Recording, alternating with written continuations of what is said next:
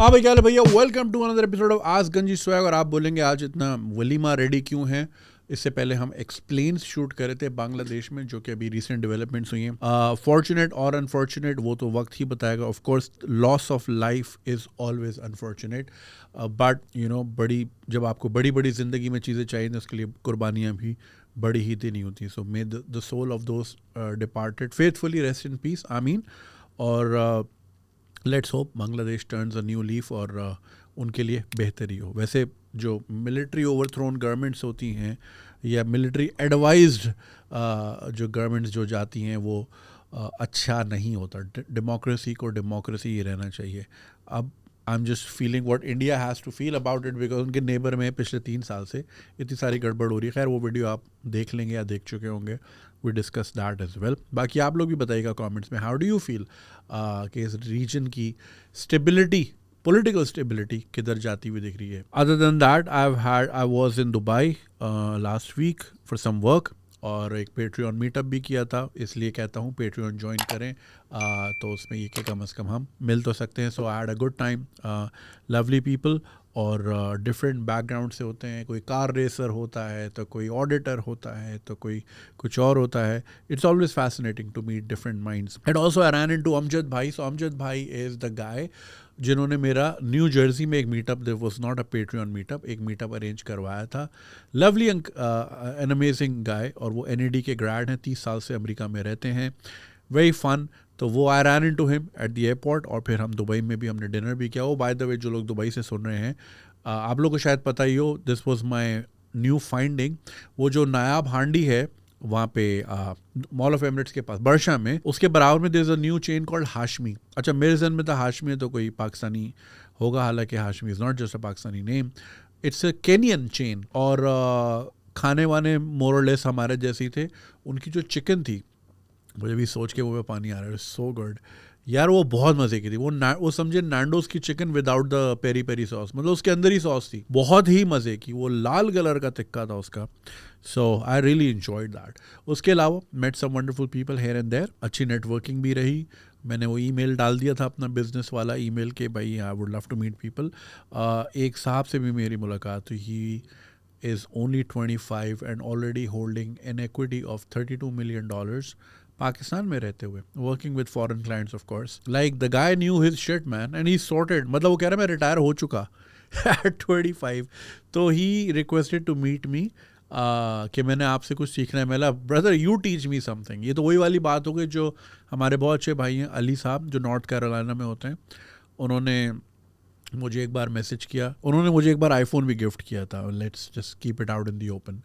तो उन्होंने ये कह के गिफ्ट किया कि आपकी बातों से मैं मोटिवेशन ले लेके सीख सीख के मैं मिलियनेयर बन गया हूँ। तो ये गिफ्ट है मेरा। भाई मुझे भी सिखा दे, ये कौन सी बातें हैं जो मुझे पता है और मैं ही अमीर नहीं हो पा रहा। So yeah quite ironic but fun nonetheless.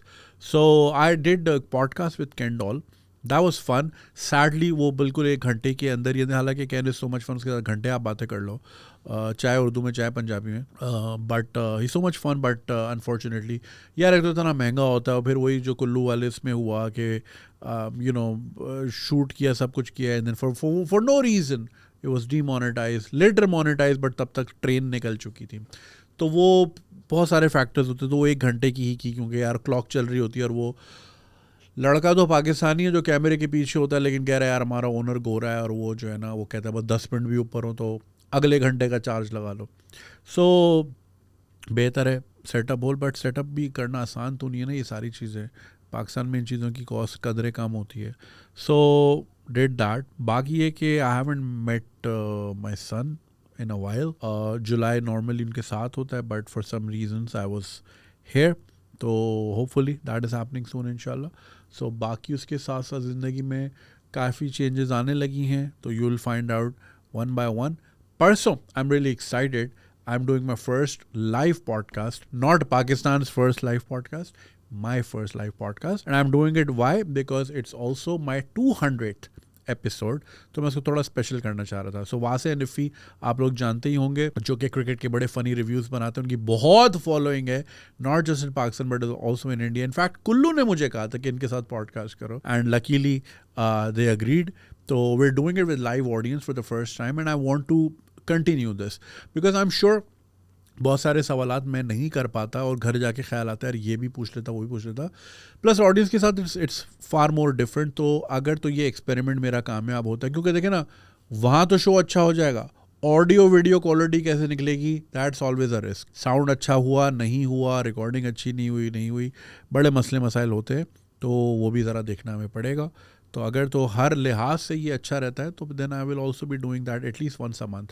तो that would be a lot of fun. So बाकी जिंदगी की अपडेट्स चलती रहेंगी. चलते हैं आज के एपिसोड की तरफ, लेकिन उससे पहले चैनल को सब्सक्राइब करना नहीं भूलिएगा. And if you want you can support this channel on patreon.com/ganjiswag. It helps us operate this channel really well. Thank you so much for all the love and all the support. Alright जी, so पहला सवाल आया है रिया जी का. Melody अ disgusting meme, जो कि मोदी और Italian prime minister का मिला के नाम जो है. Hi Junaid, hope this email finds you in good spirit. My name is Rhea. I'm 30 years old, residing in Mumbai. This email is going to be a long one, so please bear with me. I'm the only daughter of my parents and went to a girls-only school till the age of 15. Studying and growing up in a gender-isolated school had its own challenges for me. However, I made good friends outside of school and interacted well, so I was never alien to the other gender. However, it wasn't until I was proper grown up that I understood that in our country, under the garb of boys will be boys, how some men defy the boundaries of respect and integrity of women. Let me share the story of disgusting meme culture that runs in our country which targets women. So pointers हैं. Bengali women are subjected to काला जादू करने वाली, लंबे paragraphs लिखने वाली, argumentative, annoying feminist. Then we have the famous melody meme where we troll our prime minister by linking him to the Italian prime minister. We have flooded the social media pages of head of another nation with her meme-bazi and K for comedy. This is the same woman who announced her split with her partner following his off-air statements that were described as sexist and chauvinist. यानी वो prime minister जिसने अपने शौहर को सिर्फ इस चक्कर में छोड़ा कि उसने ऑफ एयर जो है सेक्सिस्ट किस्म के रिमार्क्स दिए, उसके साथ मोदी जी को जोड़ के खुलेआम मीमबाजी की जाती है. And the most disgusting of all is 6000 में Russian meme popularized by some stand-up comedians and spread like wildfire by men in our country. I'm not sure where this stems from. Either the men of my country are watching the Animal movie on loop or are consuming too much from our uneducated and boomer politicians who have a long list of garbage they have spewed out. Number 1. Mulayam Singh Yadav, the leader of Samajwadi Party, dismissed the seriousness of rape, saying boys will be boys, they make mistakes. He argued against the death penalty for rapists, suggesting that men should not be hanged for such mistakes. Number 2, Abu Azmi, a leader from Samajwadi Party, suggested in 2014 that women who have sex outside of marriage should be hanged, regardless of whether it was consensual or rape. It should be punished as prescribed in Islam. Number 3, Digvijaya Singh, apologies if I pronounce this wrong, Digvijaya Singh, a senior Congress leader, referred to female colleague Meenakshi Natarajan as Sautuch Mal, 100% pure item, Sautuch Mal, during a public speech in 2013. Number 4, Sharad Yadav, a veteran politician, made a remark in 2015 about the complexion of South Indian women, saying, "The women of the South are dark, but they are as beautiful as their bodies. We don't see it here. They know how to dance." Number 5, Mamata Banerjee, the Chief Minister of West Bengal, has made several controversial statements about rape victims. In 2012, she referred to an increase in rape cases because men and women interact freely. This reminds हमारे यहाँ भी बोला गया जी बॉलीवुड की वैसे rape होते हैं. Number 6, Narendra Modi, during a rally in 2015, referred to Bangladeshi counterpart Sheikh Hasina by saying, despite being a woman, she is resolute in fighting terrorism. This comment was criticized for implying that being a woman would typically be a hindrance in matters of resolving terrorism. Number 7, Mohan Bhagwat, though not a BJP minister but the chief of the RSS, made a controversial statement in 2013 saying rapes happen in India, not in Bharat, suggesting that modern urbanized regions of India are more prone to such crimes than traditional rural areas that are Bharat. यानी कि मतलब शहर जो है बड़े westernised हैं, modern है, तो वहाँ हो रहा है, लेकिन जो रूरल एरियाज़ हैं जहाँ पे बाकायदा आई डोंट नो क्या उनकी डेफिनेशन है भारत कहने की, बट ही रिफर्ड कि वहाँ पे नहीं होते, वहाँ पे रिकॉर्ड नहीं होते, वहाँ पे रजिस्टर्ड नहीं होते, रिपोर्ट नहीं होते. That's the problem. Hope you're not tired because the list goes on and on and on, and don't have your biases based on gender, religion, region or ideology. Politicians from everywhere have spewed bullshit against women. इस हमाम में सब नंगे हैं. However, coming back to the hollow humored stereotypes, I think they are getting out of hands. A few meaningless likes and the race of being the top comment are coming at the cost of dignity of women. Please share your thoughts on this. So this email was done very nicely. बहुत अच्छा argument था, pointers थे, research बड़ी अच्छी थी आपकी. और ये तो चले इंडिया के ही पॉलिटिशियंस का था. हमारे यहाँ के पॉलिटिशियंस के भी आपको, पॉलिटिशियंस के, रिलीजियस फिगर्स के, स्पोर्ट्समैन के, शाहिद आफरीदी का क्लिप हर कुछ महीने बाद बार बार आता है. जब शाहिद आफरीदी साहब से ये सवाल पूछा गया कि विमेन क्रिकेट टीम के बारे में क्या कहते हैं, तो उन्होंने आगे से जवाब दिया कि अल्लाह ताला ने हमारे यहाँ ख़वातीन के हाथ में जायका बहुत दिया है, and he is like that said, implying women belong in the kitchen. अब आप सोचें, ये हमारे सेलिब्रिटीज़ हैं, इनको सेलिब्रेट किया था. इस पर सैयद मुजम्मिल ने 2 वीडियोस की हैं. एक तो IQ ऑफ हमारे क्रिकेटर्स, वो बड़ी अच्छी वीडियो है, और साथ ही साथ सेलिब्रिटीज़, जो सेलिब्रिटी क्लास है कि एंशिएंट ग्रीक में जो है सेलिब्रिटीज़ वही लोग होते थे जिनको सेलिब्रेट किया जाए. अब हमारे यहाँ जो है अख्तर लावा भी एक सेलिब्रिटी है, चाहत फ़तेह अली ख़ान भी एक सेलिब्रिटी है. तो किसी भी कौम का आप मयार देखना हो तो आप देखें वहाँ पे मशहूर लोग कौन है. सो अगर पाकिस्तानी पॉलिटिशियंस की बात करें तो मेरे पास भी एक बहुत बड़ी लिस्ट है जहाँ उन्होंने क्या क्या कहा है. So for example, Imran Khan 2021 के जून में HBO को इंटरव्यू दिया और जिसमें उन्होंने कहा कि if a woman is wearing very few clothes it will have an impact on men unless they are robots. It's common sense.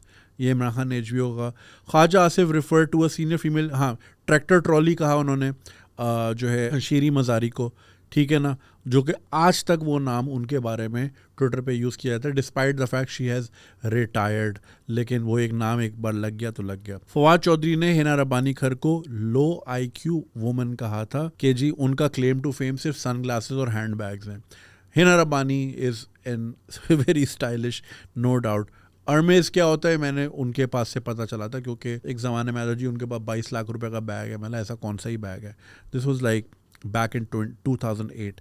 Abid Sher Ali ने कहा कि when a women member of PTI asked him to keep a distance from her, Abid Sher Ali, another sexist to the core member of PMLN, said but there is nothing to touch anyway. मतलब एक PTI की member ने कहा कि मुझसे थोड़ा दूर हो, तो कह रहा टच करने को है ही क्या. He is an abhorrent person by the way. Musharraf साहब ने जनरल मुशर्रफ ने कहा था, ये एक बड़ा फेमस केस था मुख्तारा माई का गालिबन, जिनका एक रेप केस था, वो बड़ा मशहूर भी हुआ था बलूचिस्तान में. और उन्होंने कहा था they get them selves raped for Canadian visas, यानी कि औरतें अपना रेप खुद करवाती हैं कनाडा के वीज़ा के चक्कर में. और नबील कपूर साहब ने कहा था कि when rape is inevitable you should sit back and enjoy. ये हमारे मिनिस्टर रहे हैं. अली अमीन गंडापुर ने मरियम नवाज़ के बारे में कहा था कि सरकारी ख़जाने से पैसा चुरा कर अपने चेहरे के ऊपर लगाया है, इसीलिए वो इतनी खूबसूरत लग रही है.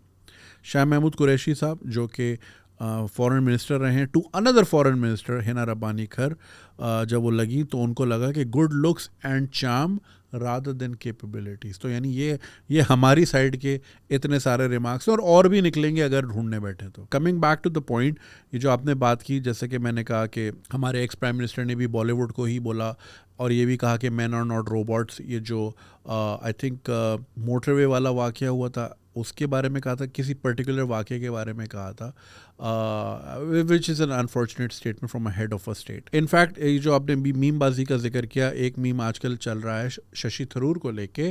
आई am forgetting the name of this young politician.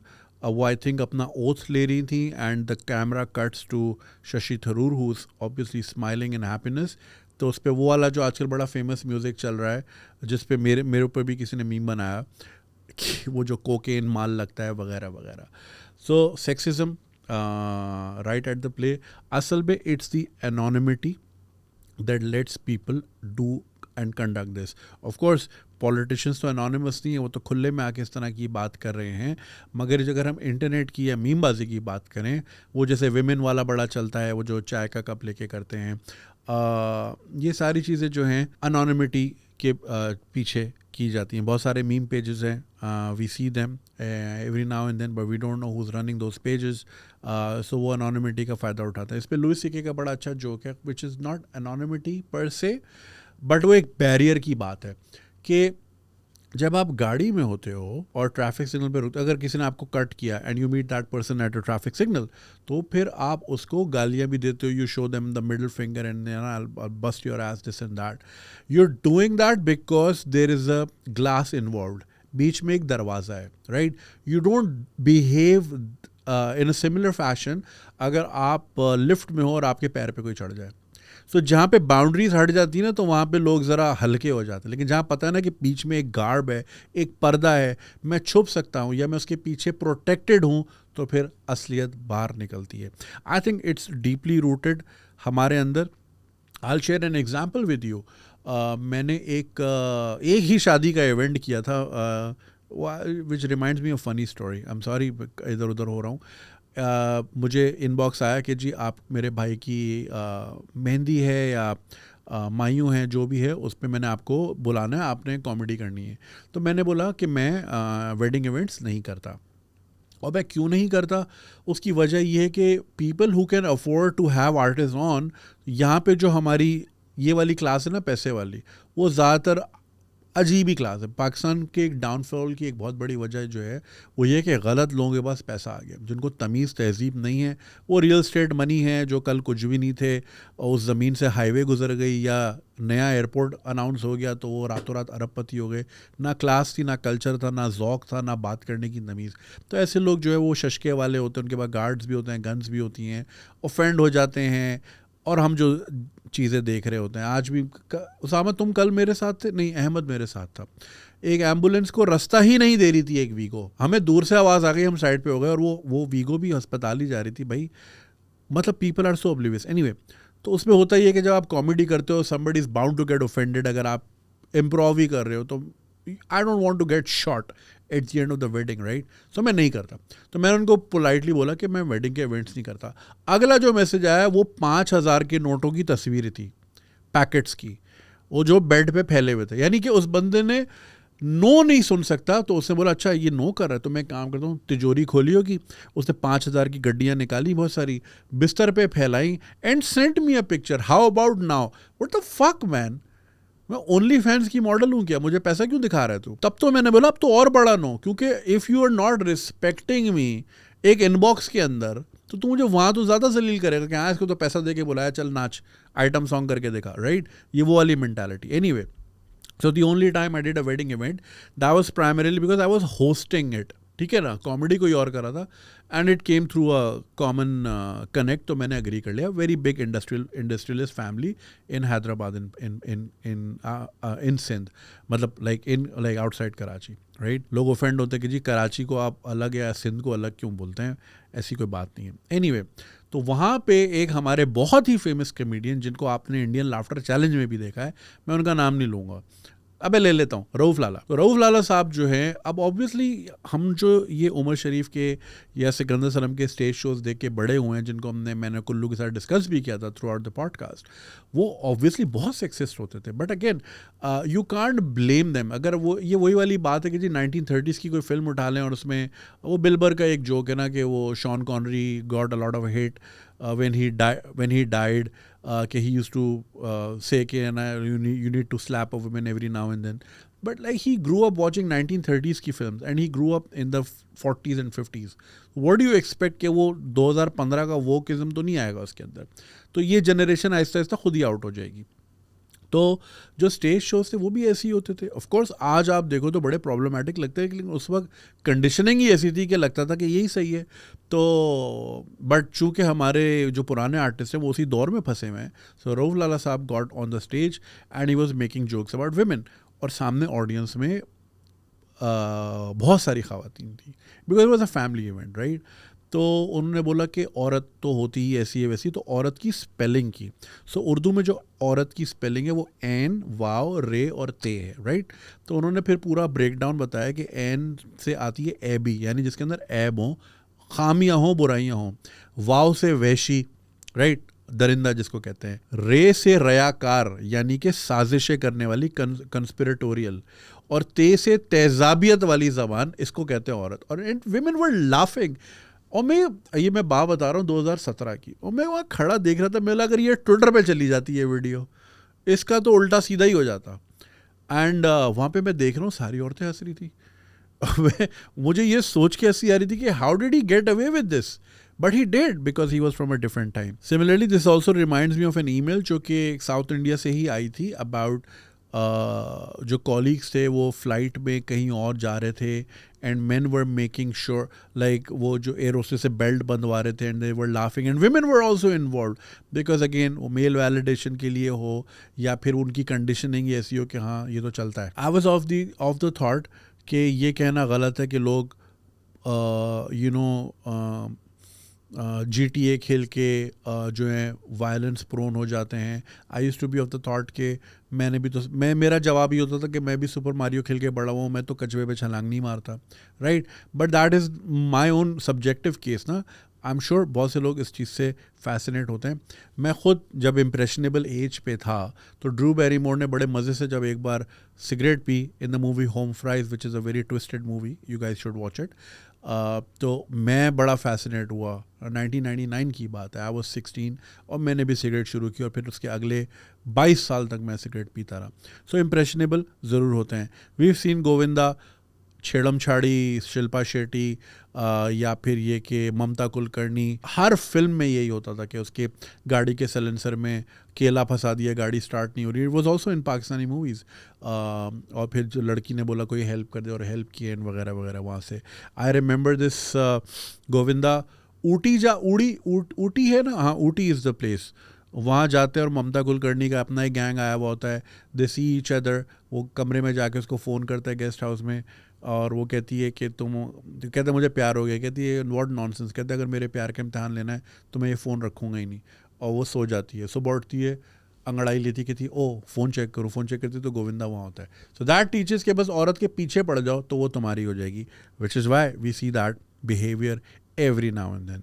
So of course impressionable लोग होते हैं। जस्ट बिकॉज मैंने ये देख के नहीं हरकत देखी डजंट मीन कि दूसरे ने नहीं की होगी। फिल्म्स का, टीवी का, मीडिया का, म्यूज़िक का बहुत बड़ा रोल होता है। सो ये जो इनग्रेन्ड है हमारे अंदर, ये एक सोच सालों से चलती हुई आ रही है, और उसी का, and I think this is also, ये जो जितना तेज़ी से हुआ है, like obviously the woke movement started around say 16-17, and people were like, oh, we're not gonna talk about these things वगैरह वगैरह।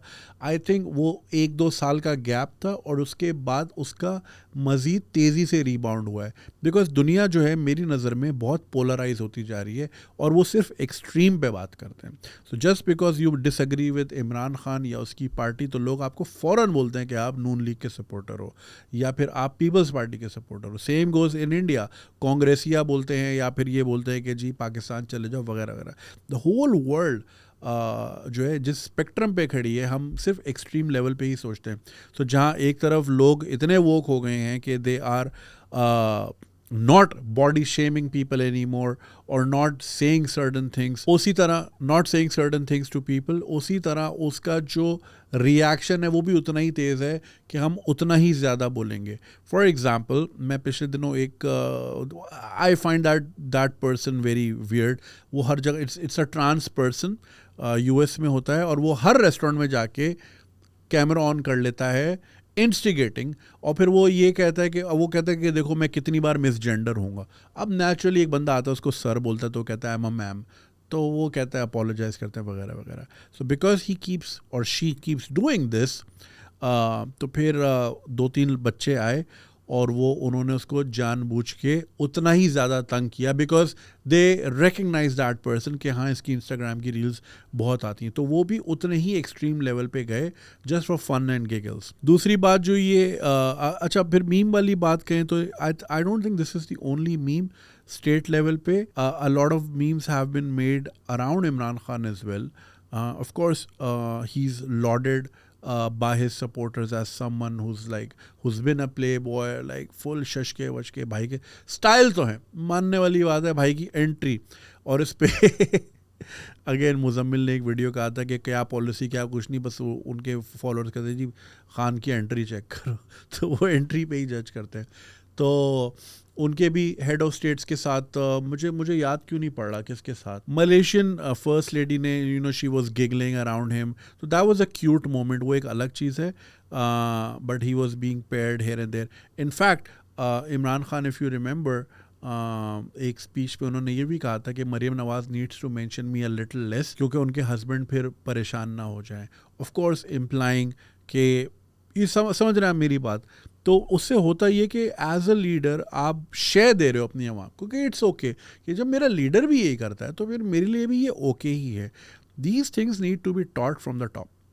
ठीक है, because a fish rots from the top. तो अच्छाई भी फिर ऊपर से ही आनी चाहिए.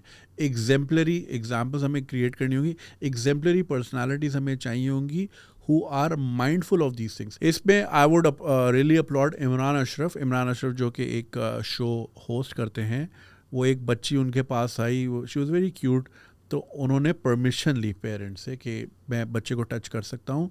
ऑफ कोर्स इससे एक अच्छी एग्जाम्पल सेट होती है कि जब एक सेलिब्रिटी इतना माइंडफुल है. कियानू रीव्स की हम कितनी इस तरह की मीम्स देखते हैं कि he may have his hand across a fan मगर he is never touching them, right. तो ये एक अच्छी एग्जांपल्स होती हैं जब आप देखते हो कि यार मैं जिसका परिस्तार हूँ, जो मेरा स्टार है, जिसको मैं सेलिब्रेट करता हूँ, जब उसका बिहेवियर इतना अच्छा है, so I have to follow his और her footsteps. Again it has to come from the top. अब इसमें ये जो इनसेंसिटिविटी है towards women, it's a cultural thing, it's a South Asian thing. हमारे यहाँ even though weave had historically भी अगर देखें तो women have been in the leadership role but not as much. मुझे तो अब ये सोच के बड़ी हैरत होती है कि बेनज़ीर 1988 में, लाइक इस हिसाब से तो आप देखें तो पाकिस्तान शायद रिग्रेस ही कर रहा है कि 1988 में she was able to be a prime minister, जहाँ पे एक तरफ ज़िया का दौर चल रहा था जो कि प्रो इस्लामाइजेशन थी, और जहाँ पे इतनी सारी वॉइसेस थी, वहाँ पे शी स्वेप्ट द इलेक्शंस. तो it was a very progressive move. South Asia की डोमेन में देखें, Hasina Wajed has ruled for 20 years. Again what, how, when, where की हम बात नहीं कर रहे, लीडरशिप रोल की बात कर रहे हैं. So women have outperformed their male counterparts. It's just एक तो ईगो का बड़ा मसला है हमारे यहाँ साउथ एशिया में. ईगो चलाती है इंसान को, उसकी सोच नहीं चलाती. दूसरा, हमारे यहाँ जो है किसी भी अकम्पलिश्ड औरत से इनसिक्योर बड़े आसानी से हो जाते हैं, which is why all my female friends, and of course I am not endorsing this, जो डबल मास्टर्स या PhD लेवल पे हैं, they are single. Why? Because मर्द इतना इनसिक्योर हो जाता है वो मैच ही नहीं कर पाता. और ये कि उस डोमेन की खातून को वो नहीं कर पाते, बिकॉज हमें एक तो स्मॉल टॉक भी नहीं आती, हमारी इंटरेक्शन बड़ी लिमिटेड होती हैं. खाली अर्बन सेंटर्स में आपको ये मिंगलिंग मिलेगी, रूरल में तो खैर बिल्कुल भी एग्जिस्ट नहीं करती, मतलब उतनी ज़्यादा एग्जिस्ट नहीं करती सैडली. तो वो एक रहता भी है, बड़ा प्रॉब्लम रहता है. In fact some of my friends were even considering कि जो है हम इंटर पास से शादी कर लेते हैं, बिकॉज शादी तो इवेंचुअली करनी है, सोसाइटल प्रेशर है, this and that.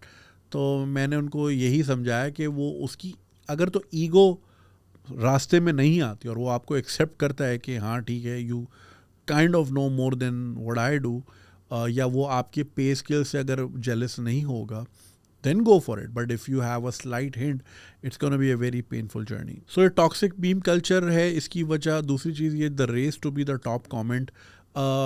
Of course, for me, because I've been in this industry for over a decade now, तो मेरे लिए चीज़ें बड़ी meaningless हैं कि कितने views है, कितने likes है, कितने comments है. But of course, for a newbie, एक heart भी आ जाता है Instagram के comment पे, तो ज़रा thrill तो मिलता है, especially when your own life is not going the way it should be. अगर ज़िंदगी में कहीं और से एंडोर्फिन या सेरोटोनिन मैसर ही नहीं है, लाइफ इतनी बोरिंग है, मीनिंगलेस है, या फिर कभी किसी चीज़ के लिए स्ट्राइव ही नहीं किया, तो वो फ्रस्ट्रेशन की सूरत में कहीं ना कहीं तो आएगी।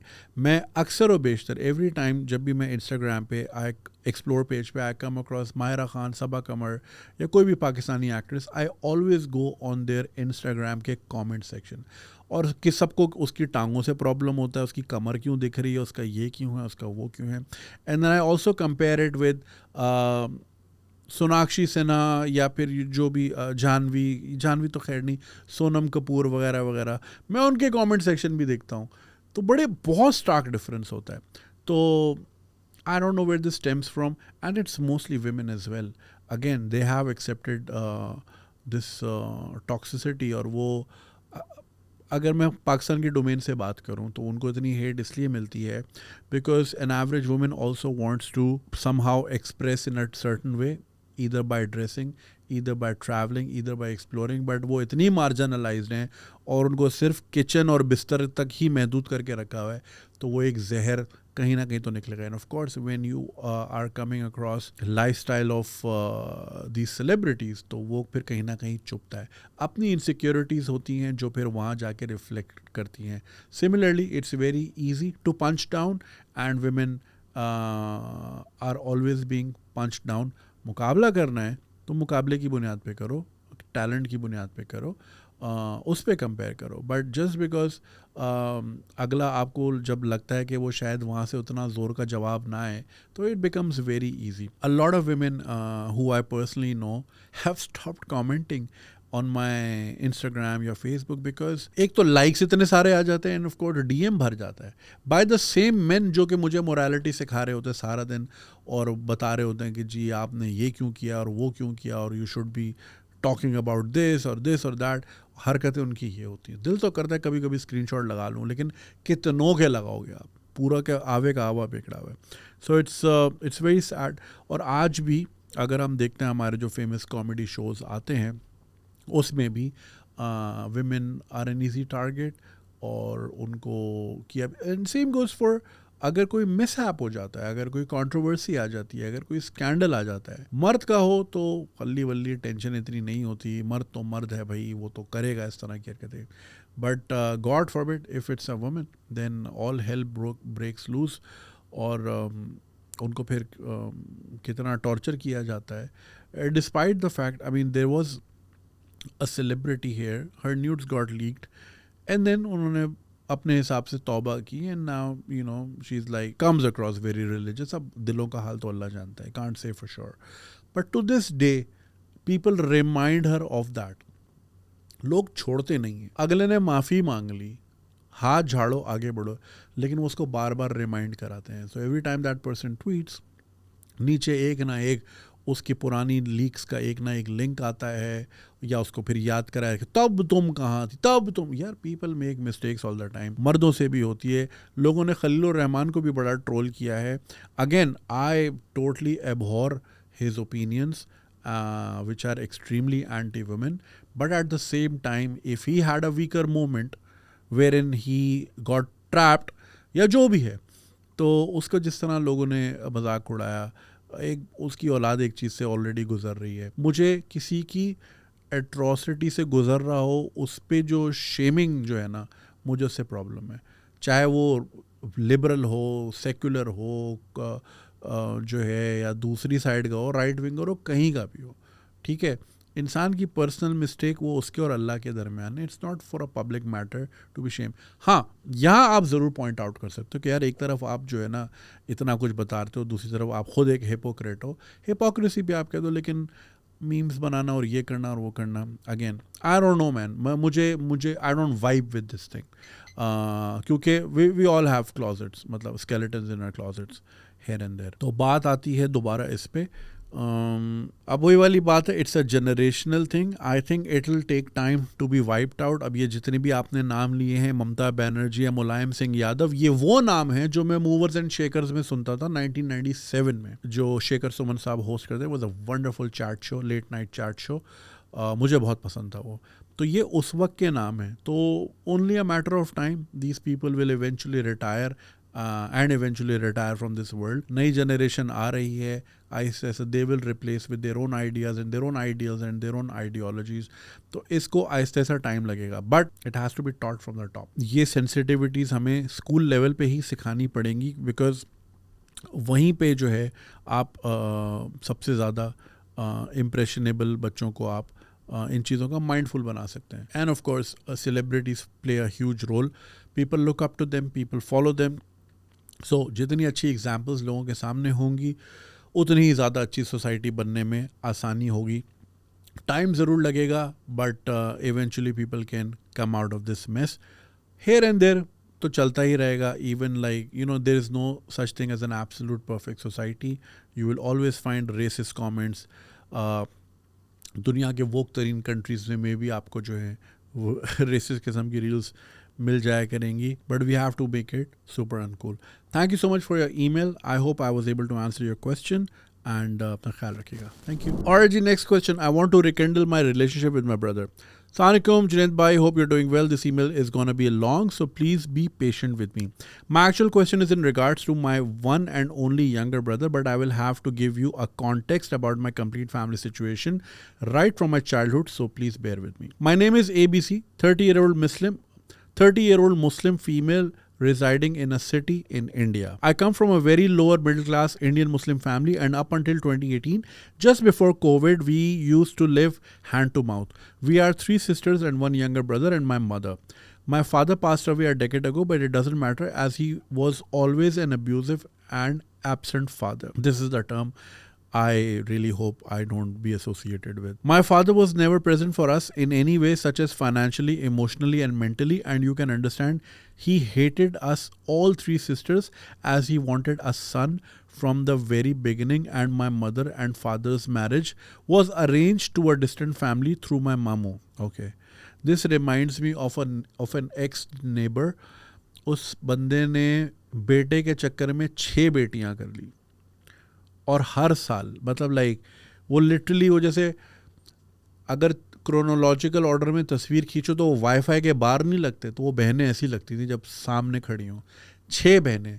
देयर मदर, उसके माथे पे हर वक्त पट्टी बंदी होती थी, and she was always dehydrated. उनकी हालत बिगड़ी हुई होती थी. She would always be going to clinic, क्योंकि वो सारी बच्चियाँ मेरे साथ ट्यूशन ही पढ़ती थी from the same teacher whose son, जिनकी स्टोरी मैंने आपको बहुत बार बताई, who's in Dallas, who's like माशाल्लाह now a billionaire, rose from nothing, very hard working guy. तो वो बच्चियाँ रोज़ एक एब्सेंट होती थी कि जी अम्मी को क्लिनिक लेके जाना है. तो टीचर भी बोलती थी कि भाई इतना बीमार क्यों थी. फिर वो उसको समझाती भी थी, तो वो आगे से शिकायत करती थी कि भाई मैं क्या करूँ, उसको बेटा चाहिए बेटा चाहिए बेटा. फाइनली 7वीं जो उसकी औलाद हुई, या 6ठी औलाद, 5 बहनें थी या 6 थी, ऐसी कुछ था, तब जाके वो बेटा हुआ. Right. The poor guy was a police man. और पुलिस मैन भी कोई अफसर नहीं, सिपाही की कोई तनख्वाह नहीं होती. On the side he had a van. तो वो वेरी हार्ड वर्किंग, जाहिर है उसको खर्चे मीट करने होते थे, मगर खर्चे for problems he created himself. फिर सुबह वो स्कूल की वैन चलाता था, फिर वापस आता था, फिर वर्दी पहन के जाता था, ड्यूटी करता था, फिर आता था, फिर सुजुकी चलाता था. और वो सुजुकी में अपनी फैमिली पूरी आ जाती थी. मतलब वो जो कैरियर वाली होती है ना, कैरियर वाली नहीं, वो जो क्या बोलेंगे उसको, कैरी डब्बा. खैर कैरी डब्बा तो नहीं, वो जो सुजुकी वो जिसमें स्कूल वैन बनी होती है. सो पाकिस्तान में लोग समझ गए होंगे कौन से मॉडल की मैं बात कर रहा हूँ. हाँ, पिकअप वो पिकअप होती है. अच्छा पिकअप, हाँ. सो सुजुकी पिकअप. तो भाई फाइनली उसका बच्चा हुआ. Eventually he passed away. I think the mother also passed away. अब वो बच्चे अकेले, खैर अब वो बड़े हो गए हैं, most of them are working, but like वो उन्होंने पूरी ज़िंदगी बहुत हैंड टू माउथ गुजारी, because obviously so many mouths to feed. फिर अब पता नहीं कितनों की शादी हुई. I am not in touch with them. I hope they are doing well. मगर वही वाली बात है कि बेटा बेटा बेटा कर करके उसकी माँ की, I used to feel very sad for her. उस वक्त ऑब्वियसली मुझे इतनी समझ नहीं थी, मैं खुद स्कूल में पढ़ता था, तो मुझे उसकी वजह नहीं समझ आती थी. Now that I have grown up, तो अब समझ आती है कि उसको मशीन बनाया हुआ था. वो हर साल उसके यहाँ बच्चा, और every time you see she is pregnant. तो बातें करती थी ख़वातीन कि भाई बस करो, क्या कर रही हो. खैर, so he wanted a son from the very beginning and my mother, so मामू ने शादी करा दी. Okay, my mother was just 15 and lost my nana Abu in the same year. So all my mamus rushed my mother's marriage to put her in a situation and never look back at her. Of course, औरत जो होती है वो तो बोझ होती है, तो उससे जान छुड़ाई जाती है. साउथ एशिया में औरतों से जान छुड़ाई जाती है. पहले घर वाले छुड़ाते हैं, फिर कहते हैं पलट के मत आना. पता नहीं, जैसे उन्हीं एंशियंट ब्रिटिश एरा में, विक्टोरियन एरा में जो प्लेग होता था, छूत की बीमारी जिसको बोलते हैं, कि भाई इससे दूर ही रहना, कि यहाँ आएगी तो बीमारी होगी. अब शगुन जिसको बोलते हैं. It's just so sad. तो उन्होंने जान छुड़ा ली भाई. My mother is very intelligent, beautiful, patient and a religious person, and she has practically raised us alone. I have no complaints from her as she did more than her capacity at such a young age with complete dedication and honesty. But my father was the complete opposite of my mother. He never loved her mother and he was abusive and cursed my mother in every way one can think of in front of us. By the way, my father was educated. He stayed in Saudi for more than 20 years of his life and got his Islamic education and got certification for Alim-e-Deen. And he did Hajj and Umrah, everything possible, and did all his acts like namaz and zakat and roza during Ramadan. So growing up, I was very confused about Islam. I didn't understand what Islam was. अब मुझे ये चीज़ समझ नहीं आती कि हमारे यहाँ भी, देखिए इसलिए मैं कहता हूँ, हमारा मुल्क इस्लामिक, हमारा मुल्क दीनी नहीं है, हमारे लोग दीनी नहीं है, मज़हबी लोग हैं. मज़हब is a practice, Deen is the code जिसको फॉलो करना है. तो आप मिसालें देख लें, हमारी कौन सा एक्ट जो है मिलता जुलता है जो हमें सिखाया गया है या जिसको जाके जिसको प्रैक्टिस करते हैं. सो अगर एक आलिम दीन जिसने हज उम्रे भी किए हुए हैं, रोज़े ज़कात सब है, अगर अपनी औलाद को ही ट्रीट नहीं करना आया और बेटियों को लान तान की, मतलब बेटियां रहमत होती हैं. हमारे नबी पाक सल्लल्लाहु अलैहि वसल्लम को अपनी बेटी से कितना प्यार था, मतलब उसकी हदीसें तो वो हदीसें सुनाते होंगे ज़रूर, प्रैक्टिस नहीं करते. तो हमें बोलना पूरा आता है, अमल कोई हमारा है नहीं. यही वजह है. अगर खाली मैं साउथ एशिया की बात करूं, the reason why we are so behind, जो हम पे पता नहीं क्या अल्लाह ने दरवाजे अपने बंद किए हुए हैं रहमतों के, उसकी वजह यही है कि हमारा कॉल और फेल में ज़मीन आसमान का फ़र्क है. पढ़ते क्या हैं, बोलते क्या हैं, करते क्या हैं. ना अल्हम्दुलिल्लाह we are in a better situation as and of course before I move on, इसी वजह से you know the fastest growing faith in Pakistan is it's atheism and it's happening in the city called Islamabad. सबसे तेज़ी से फैल रहा है. उसकी वजह ये है कि जब एक बच्चा एक सोसाइटी में बड़ा होता है, वो अब्यूज़ भी होता है, उसके 10 चीज़ें होती हैं, वो देखता है यार ये बोलता कुछ है, आदमी करता कुछ है. तो जब ये मस्जिद में बैठ के ये मिंबर के सामने बच्चे का रेप कर रहा है, तो इसका मतलब अगर खुदा के घर में ये हरकत कर रहा है, तो इसका मतलब कि इसका ये मानना है कि खुदा तो है ही नहीं. नाउज़ुबिल्लाह, मैं इसको ऐसे इंडोर्स नहीं कर रहा, राइट. तो इस तरह लोग फिर छूटते हैं दीन से, फिर बोलते हैं लोग दीन से दूर हो रहे हैं. अरे आप लोग ही करते हो दीन से दूर. लोग जब इस तरह की चीज़ें देखते हैं, कॉल और फेल में इतना तजाद देखते हैं, तो वो कहते हैं या तो ये सब झूठ है, नाउज़ुबिल्लाह, या तो ये एग्जिस्ट ही नहीं करता, या इनका ईमान ही नहीं है. तो फिर इस तरह लोग दीन से दूर होते हैं, जो कि एक बहुत अलार्मिंग सिचुएशन है, अनफॉर्चुनेट सिचुएशन है. इस पे मैं बहुत बोलना चाहता हूँ, मैं चाहता हूँ इस पर कोई बात हो, लेकिन हमारे यहाँ आप ज़रा सी दीन की बात करें, फ़ौरन तलवारें बाहर आती हैं. तो बंदा कहता है भाई खल्ली वल्ली रहने दो. तो ये भी कितनी बुरी बात है कि जो अगर कोई खिदमत भी करना चाहे सदके दिल से, वो भी 10 बार डरता है और फूक फूक के कदम रखता है. But it's an alarming situation. जो लोग इसको सुन रहे हैं, it's a very alarming situation. इस पे गौर करें कि लोग क्यों दीन से दूर जा रहे हैं. Now, alhamdulillah, we are in a better situation as I'm pursuing my master's abroad in one of the East Asian countries with a good GPA and got married as well. My elder is also married with 2 children, and my youngest sister is a psychologist who works in an international school back home, and my youngest brother has just completed his graduation in software engineering. MashaAllah, sab set hai. And currently working in one of the companies. In short, my family is quite happy, and this is all done by my mother alone. Growing up, I never saw a man, any mehram, which is Islamic concept, taking care of us. यानी किसी महरम ने कभी ख्याल नहीं रखा. My younger brother and I are 9 years apart, And when he was born, my father was really happy, but he became so used to for not providing for us that he didn't provide for his son as well, for which he waited for so long. As a result, my mother ended up doing all the work again. My sisters and I used to look after him, and my brother was very close to me, and alhamdulillah, he turned out to be a very fine person today. He is academically very good, no bad habits, and apart from work and study, he stays at home and plays with children and does household chores with no complaints. अच्छा, इस तरह के जो fatherless house holds हैं, इसमें जो मेरा अपना ओपिनियन है, ओपिनियन नहीं, ऑब्जर्वेशन है, वो ये है कि या तो बच्चे बिल्कुल बिगड़ जाते हैं बिकॉज फादर फिगर नहीं होती, या बच्चे खुद फादर बहुत जल्दी बन जाते हैं बिकॉज दे रियलाइज़ के घर में एक फादर फिगर की कमी है और वो रिस्पॉन्सिबिलिटी जल्दी ले लेते हैं ज़िंदगी में. तो मैंने दोनों एक्सट्रीम्स ही पाई हैं इन सिचुएशंस में. ऑफ कोर्स इट्स बहुत सी और भी मिसालें होंगी जो शायद मैंने ना देखी हों. Anyway, and now my main concern is when we were growing up, my brother and I were very close and he used to share everything with me. But now since I shifted to another country, we hardly talk. It's been more than 3 years. Now I don't know anything about him except what my mother tells me on the phone. My brother is anyway a very introverted person with hardly any friends and no mentor at all.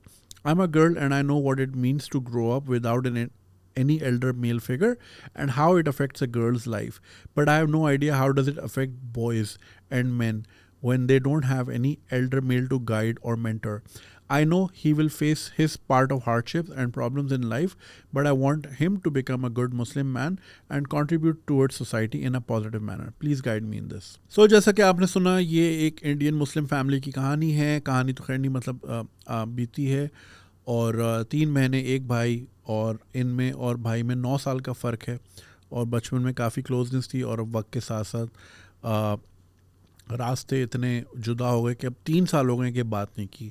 3 साल is a hell lot of time. I understand लोग introvert होते हैं, जैसे मैं एक introvert हूँ. मैं अपनी मिसाल अगर बताऊँ, so my wife also comes from a big family, और उनके अपने ही सिबलिंग्स में तीन ग्रुप्स हैं. बहनों का अलग, बहनों और भाइयों का अलग, और पूरी फैमिली का अलग. And when I told her कि मेरा या मेरी फैमिली का कोई ग्रुप नहीं है, अगर होगा तो शायद बहनों का हो, मैं किसी ग्रुप में नहीं हूँ. So she was really really shocked कि क्यों नहीं है. And I am like, I don't have anything to से.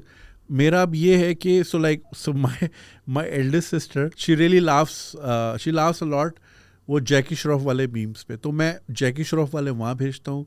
सो इस तरह CID वाले छोटी बहन को भेजता हूँ, और फिर हर के साथ मीम्स वाली रिलेशनशिप ज़रूर है. But it's not like we sit and discuss things. घर पे अगर आते भी हैं तो सलाम दुआ हाल चाल हो ही जाता है if time permits. Boys are like that, introvert, but 3 साल is a lot of time. Has you never said कि if you tried reaching out in all these years, अम्मी तो बता ही देंगी, बट अम्मी तभी तक ही बताएंगी ना जब तक अम्मी हैं. अल्लाह लंबी ज़िंदगी दे, बट वालदेन को भी ये कोशिश करनी चाहिए कि जब वो उनको पता है इस दुनिया से जाना है तो वो एक क्लोज यूनिट छोड़ के जाएं.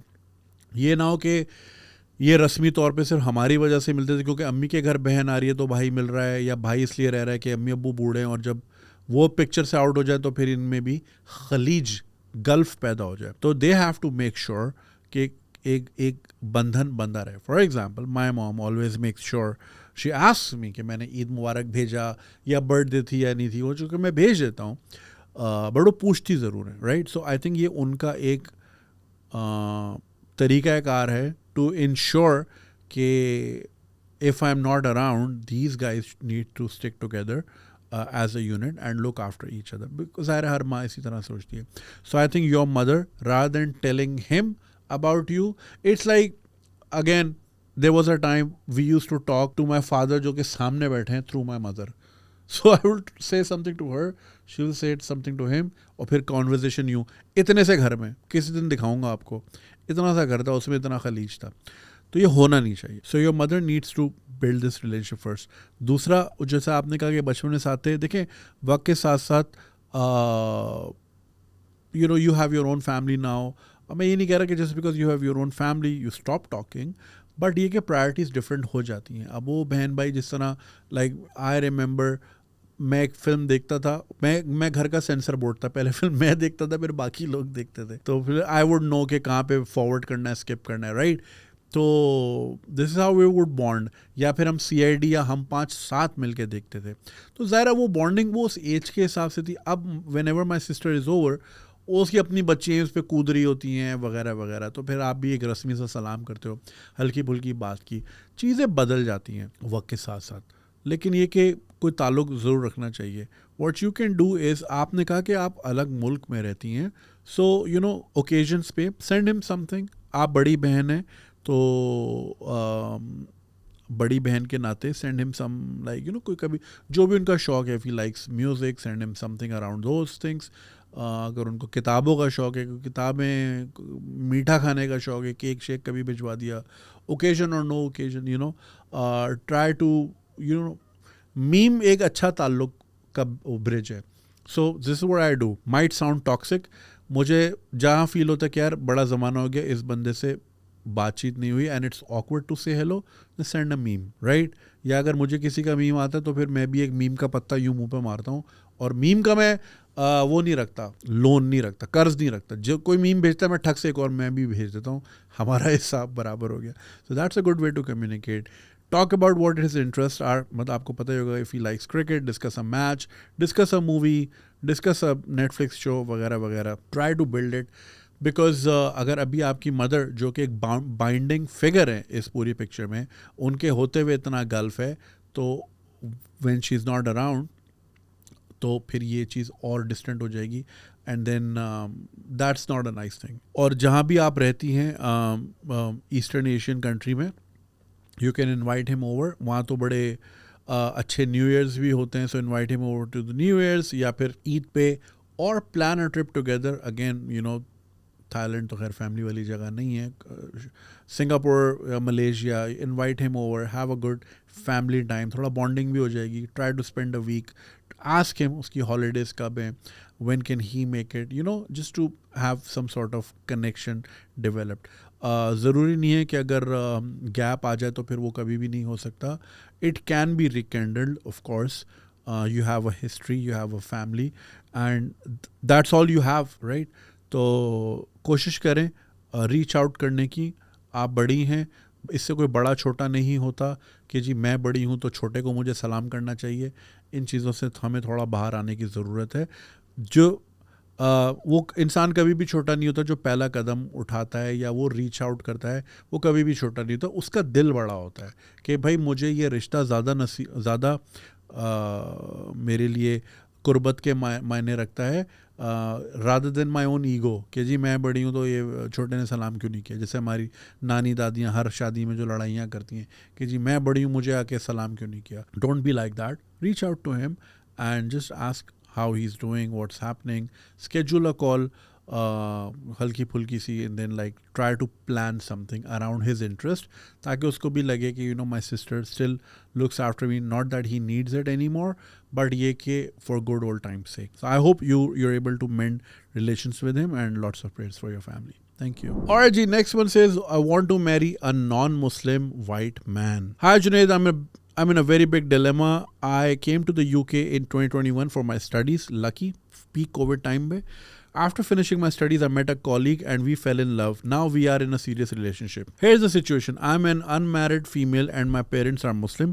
While I respect those who believe in religion, I personally do not. I've never told my parents about my lack of belief because I wanted to avoid unnecessary conflicts. A bit about my partner. He's a white man and like me is non-religious. His family knows about me and they are very happy with the relationship. I even spent a few Christmas holidays with them, which was really nice. The problem is my UK visa is about to expire. अब आई ना आप point पे. And my current employer refuses to sponsor me because of lack of funds. So I only have a few months left in the UK. I don't want to go back to Pakistan for several reasons. Firstly, I don't want to leave my partner, which is fine. Secondly, I don't feel like myself there because of the constant pressure to conform to religious practices such as praying or fasting even during my periods. But periods में तो आप कर नहीं सकते, तो आपको कौन pressure कर रहा है periods में नमाज या रोज़े के लिए. तो that you can always excuse yourself. Anyway, thirdly, I don't want to marry my cousin. Moreover, my partner and I both have good jobs as scientists here, and there are very few opportunities in Pakistan for my field. That is a very, very fair point. If I return, it will be a very hard to build career, especially as a woman. A similar situation happened to my cousin. She's a physiotherapist in Pakistan, but her parents don't let her move to the big city for better job opportunities. Instead, they insisted she finds a job in her home city where there are very few hospitals. I don't have any networks of friends in Pakistan since I completed my university education and gained job experience in the UK. My partner suggested we get married so that I can stay in the country. I'm considering this, but I'm not planning to tell my parents about the marriage because of the following reasons. Number one, he's a white man and non-religious. Number two, it's a huge thing to discuss in such a short time frame. I don't want to portray my parents as villains because they are loving, but I know I won't understand. They won't understand given the limited time we have. I'm thinking of telling them about our relationship after I get the visa. Perhaps I could first introduce him as my boyfriend and later inform them about our plans to get married. Eventually, I can tell them we got married. I'm feeling very conflicted and unsure about how to handle this situation. Am I in the wrong here? How should I approach this issue? Any advice would be helpful. So ये एक साहिबा हैं जो कि UK से इन्होंने degree की. इनके जो बॉयफ्रेंड हैं ही इज़ अ वाइट मेल, और ये जो है ख़ुद भी कोई ख़ास रिलीजियस नहीं है, और उनका स्टूडेंट वीज़ा एक्सपायर हो रहा है एंड कंपनी स्पॉन्सर नहीं करी, and the only way to stay in the UK is if she marriage him. हम इस तरह की बहुत सारे मीम्स और पोस्ट वगैरह देखते हैं जहाँ पे seemingly a lesser attractive women or a much older or a much bigger in size woman is with any Pakistani or Indian tied up together. तो नीचे ये लिखा आता है कि जी वीज़ा एक्सपायर हो रहा था. So in a lot of cases this is true. In fact, there was a reel Australia की. It was sad and funny at the same time. एक इंडियन बंदा जो कि गैस स्टेशन पे काम कर रहा था, वो ही वॉज ऑन हिज नी. वो हर कस्टमर के सामने, एक कस्टमर ने ही उसकी रिकॉर्ड की थी, but apparently he was doing with everyone. जो खातून पेट्रोल स्टेशन आ रही थी गैस फिल करने, he would go down on his knee and ask him to marry. और वो कह रहा था कि मुझे शादी करनी. तो नीचे सारे कमेंट्स यही थे. तो देखें, अगर आपका बिलीफ सिस्टम नहीं है, वो एक आपका पर्सनल और प्राइवेट मैटर है. पीआर के लिए अगर आप शादी ना प्यार के लिए करें, पीआर के लिए नहीं करें. और कोशिश करें, इस तरह करें कि आपकी कंपनी आपको स्पॉन्सर करे रादर देन आपका बॉयफ्रेंड या आपका हस्बैंड स्पॉन्सर करे, because then that's a pressure. वो फिर एक अगली लड़ाई तक के लिए ना वो एक वो होता है. किसी का ना ये वाला एहसान नहीं लेना. कोशिश करनी चाहिए कि बंदा ना ले, अपने बलबूते पे अपना पेपर वर्क करे, ताकि आपकी खुद भी सेल्फ एस्टीम रहे कि यार मैं किसी का सहारा लेके इस मुल्क में नहीं रह रही, या मैं किसी ने मेरा हाथ पकड़ के मुझे बचाया नहीं था. मैं जो भी हूँ अपने बलबूते पे हूँ. रही बात जॉब की, I totally agree with you. As a woman you have no scope in Pakistan, and as a scientist तो बिल्कुल ही स्कोप नहीं, क्योंकि यहाँ साइंसदान नहीं साईंदान बनाए जाते हैं, भर भर के बनाए जाते हैं. तो पीरी फ़कीरी यहाँ पे लैबॉर्ट्रीज़ नहीं होती, लैब्स नहीं होती. और मज़ार आपको, क्योंकि हम मुर्दा परस्त कौम है, मुर्दे ही हमें पसंद हैं. जब तक बंदा ज़िंदा हो उसको थूकते नहीं है, जब वो मर जाते कहते हैं हुकूमत ने ख्याल नहीं रखा, चाहे वो सेलिब्रिटी हो, आर्टिस्ट हो, कुछ भी हो. सो हम मुर्दा पसंद लोग हैं. इनफैक्ट जब लोग मुझ पे लान तान कर रहे थे कि जी मैंने पंजाब गवर्नमेंट की तारीफ़ क्यों कर दी वीडियो बना के, उन्हीं दिनों सिंध गवर्नमेंट ने ऐलान किया कि सबसे बड़ा मुर्दा खाना हम बनाएंगे कराची में. है भाई, ऐसे ही है. तो जो है he is like fucking black. उन्हें टेक्सटिंग कर रहा है. एनीवे, काटना नहीं, ये डाल देना ना. तो वो जो है सबसे बड़ा मुर्दा खान हमने बनाया. तो हम जिंदों के लिए तो मुल्क बनाया नहीं है कि मर जाओगे तो फिर सखी हसन का कब्रिस्तान है और ये कब्रिस्तान वो कब्रिस्तान. So as a scientist and as a female you have no scope here. I totally concur with you and I totally agree with you. तो उस पॉइंट ऑफ व्यू से तो आप वहीं रहें. रही बात आपकी शादी की, तो बेहतर है कि आप अपने पेरेंट्स को इन्फॉर्म करें, वरना फिर पेरेंट्स वर्सेस पार्टनर की जंग छिड़ती रहेगी. फिर आपको इधर से भी नाराज़गी और फिर इधर भी मसले मसाइल, फिर आप वो बीच में जो है ना उसको हैंडल करना थोड़ा सा मुश्किल हो जाएगा. आई am not denying, I am sure your boyfriend loves you and everything, your partner loves you a lot, but ये कि कॉन्फ्लिक्ट्स भी आते हैं, और फिर ये कि आपके पास कोई ना कोई सपोर्ट सिस्टम मौजूद हो, something to latch on to. क्योंकि जहाँ अगेन मैं इट्स अ सब्जेक्टिव मैटर, मगर जहाँ इंसान को ये पता चल जाए कि इसका तो आगे पीछे कोई भी नहीं है, तो अब्यूज़ की जो कैटेगरी है वो थोड़ा सा लेवल नॉच अप हो जाती है, बिकॉज दे रियलाइज़ कि भाई मेरी वजह से यहाँ रह रही है और पीछे भी कोई नहीं पूछ रहा, उन्होंने भी बोला भाई खल्ली वल्ली क्या गोरा ले आई घर पे, हमने तुम्हें आज़ाद कर दिया यहाँ से। तो फिर जो है ये इंसान की नेचर में है कि वो जहाँ देखता है कि वो अगला बंदा वल्नरेबल है तो एक्सप्लॉयटेशन की तरफ बात जाती है। अगेन हर कोई नहीं करता, मगर हर कोई उससे बाज भी रहना बड़ा दुश्वार होता है। सो सेफ्टी नेट अपना हमेशा बना के रखें इन terms of your family, in terms of the support. It's always very important. अपनी बुनियाद पे, अपने काम की बुनियाद पे अगर PR ले सकती हैं तो लें, शादी इस बलबूते पे ना करें। मेरा आपको यही मशवरा है। बाकी you know it best. Parents को इन्फॉर्म कर दें, कर लेंगी और फिर बाद में बताएंगी, देखें it can go either way. तो कुछ लोग होते हैं इवेंचुअली एक्सेप्ट कर लेते हैं, नाराज़ होते हैं, नाराज़गी का इजहार करते हैं हफ्तों, महीनों, साल, फिर एक पॉइंट के बाद कहते हैं यार है तो अपनी औलाद, राइट। और इसके दोनों एक्सट्रीम ही होते हैं, या फिर ये कि भाई दरवाजे बंद, you have ruined our image, you have ruined our position in the society, लोग लान तान कर रहे हैं कि क्या औलाद पैदा की और दिस एंड दैट। तो आपके पेरेंट्स किस टाइप के हैं ये आप ज़्यादा बेहतर समझती हैं कि वो किस तरह, किस नहज तक इस पर रिएक्ट करेंगे। So again I can not say anything for sure, लेकिन मैं ये ज़रूर कहूँगा कि उनको कॉन्फिडेंस में रह के बातचीत की जाए तो वो ज़्यादा बेहतर अमल है।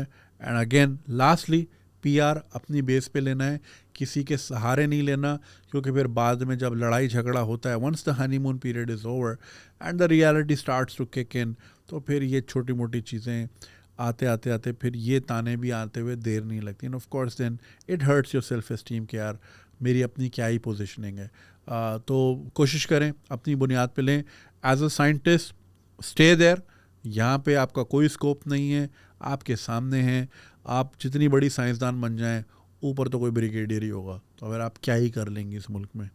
ठीक है, ख्याल रखें अपना and good luck to you. और जी next one, take women under FIR, professionalism versus Pakistani system. It's an oxymoron, by the way. Hi Junaid, I'm at the moment sitting in my office under dire circumstances. I'm writing this email to take your opinion on making a decision to further invest myself in this country or move abroad. By the way, मैं इससे पहले आगे जाऊँ, आप performance evaluate करते हो अपने content के ऊपर, अपना जो भी आप बिजनेस करते हैं आप परफॉर्मेंस इवेल्युएशन करते हैं। So I was just going through performance evaluation of my ask Ganji swag channel, और मैं कोई पिछली 15-20 वीडियोस के ट्रेंड देख रहा था कि कौन सी वीडियोस हैं जिनके लाख से ज़्यादा व्यूज़ हुए हैं और कौन से टॉपिक्स ज़्यादा चले हैं। सबसे ज़्यादा परफॉर्मेंस किसकी थी?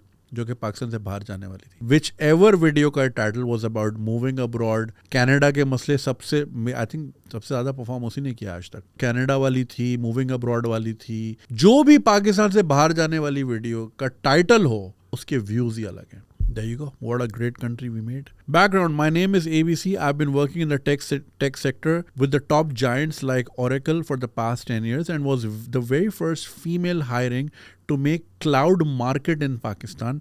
And alhamdulillah, I've been a top performer and brought Pakistan's tech industry in limelight among India and Singapore. I am sharing my LinkedIn profile just so you know the authenticity. About myself, we are 5 siblings, 2 brothers and 3 daughters, and I have been the breadwinner of the family since 2013 when I left my studies since we couldn't any longer afford it. My father was a millionaire, but you know how in Pakistan own friends and family take over your properties. Same was our case. वैसे मैंने भी जितने धोखे खाए दोस्तों से ही खाए, सब तो खैर नहीं, I've been able to manage, but yeah. Anyhow, brothers, like any other brother, didn't take family responsibility, so I looked after my family and got my siblings married and settled abroad. I'm still not married and I was happily living my dream life. My siblings have been adamant that I'm wasting myself in Pakistan, I agree, and insisted on coming to the US, but I've been a patriot and was working on the new IT solutions on women empowerment via financial inclusion and making every government department self-sufficient so there is less tax reliance. I remember remember saying to my mother, since recently my father passed away, so it's only my mom and I, that Mama, I will change the fate of Pakistan. And now I laugh at this statement. We've all been there. Like, you know, मैं भी अब मेरा my very good friend, someone who's more than my brother to me, categorically said this to me in 2018.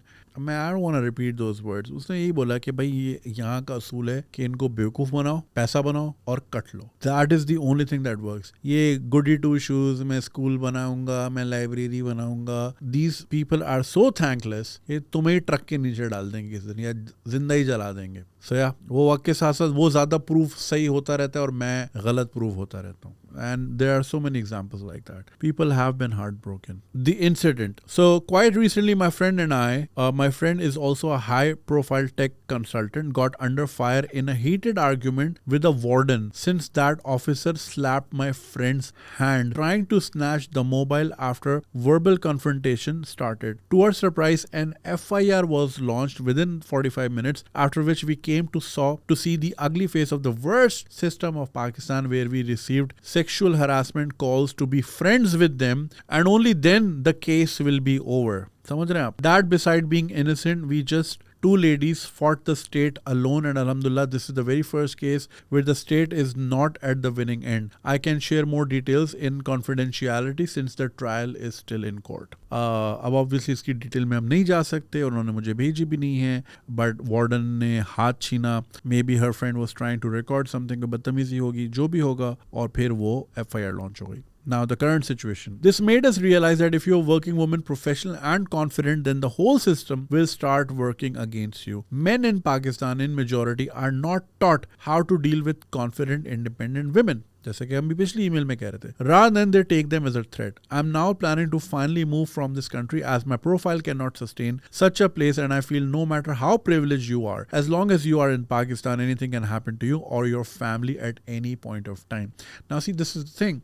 Recent दो वाक़यात ने obviously ये चीज़ ऐसा नहीं है कि नहीं पता थी, मगर कभी कभी किस्मत आपको और या कुदरत आपको बार बार रीअफर्म कराती है. दो इंसिडेंट. एक इंसिडेंट इमरान खान को जब गोली लगी, again it's a political thing, तो उसकी वजूहत अलग हो सकती हैं, but he was unable to file launch an FIR अपने ही सूबे में जहाँ पे उसकी अपनी हुकूमत थी. सेकेंडली, अभी जो कोलानेक्स के मालिक को उठाया गया. Now I have been to Meezan factory, Meezan वालों की फैक्ट्री जहाँ पे कोलानेक्स बनती है. मैंने उसका व्लॉग भी बनाया था, आप सबने देखा होगा, नहीं देखा तो it's a very very wonderful plant.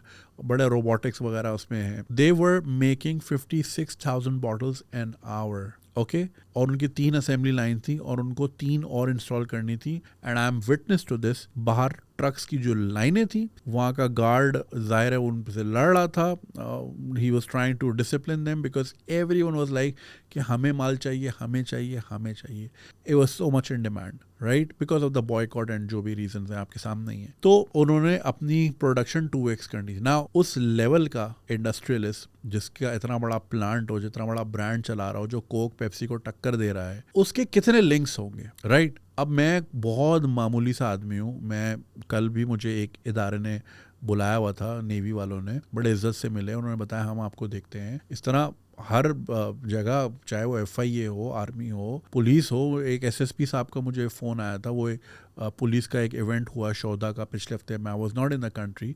तो वो सब देखते हैं, एक जानते हैं, और मैं बहुत छोटा आदमी हूँ, मैं कोई मछली ही नहीं हूँ. अब ये लोग जिनके इतने बड़े बड़े प्रोफाइल हैं, इतने बड़े बड़े प्लांट्स हैं, उनके कितने लिंक्स होंगे? अगर उसके बावजूद that guy was missing for a week और फिर उसकी कोई FIR भी नहीं हुई, and now he is not even telling. एक पोस्ट थी कि शायद he is left the country. तो उसमें मैं और आप क्या हैं, राइट? तो सोचने की बात है. तो होने को हो ना, तो भाई कुछ भी हो सकता है.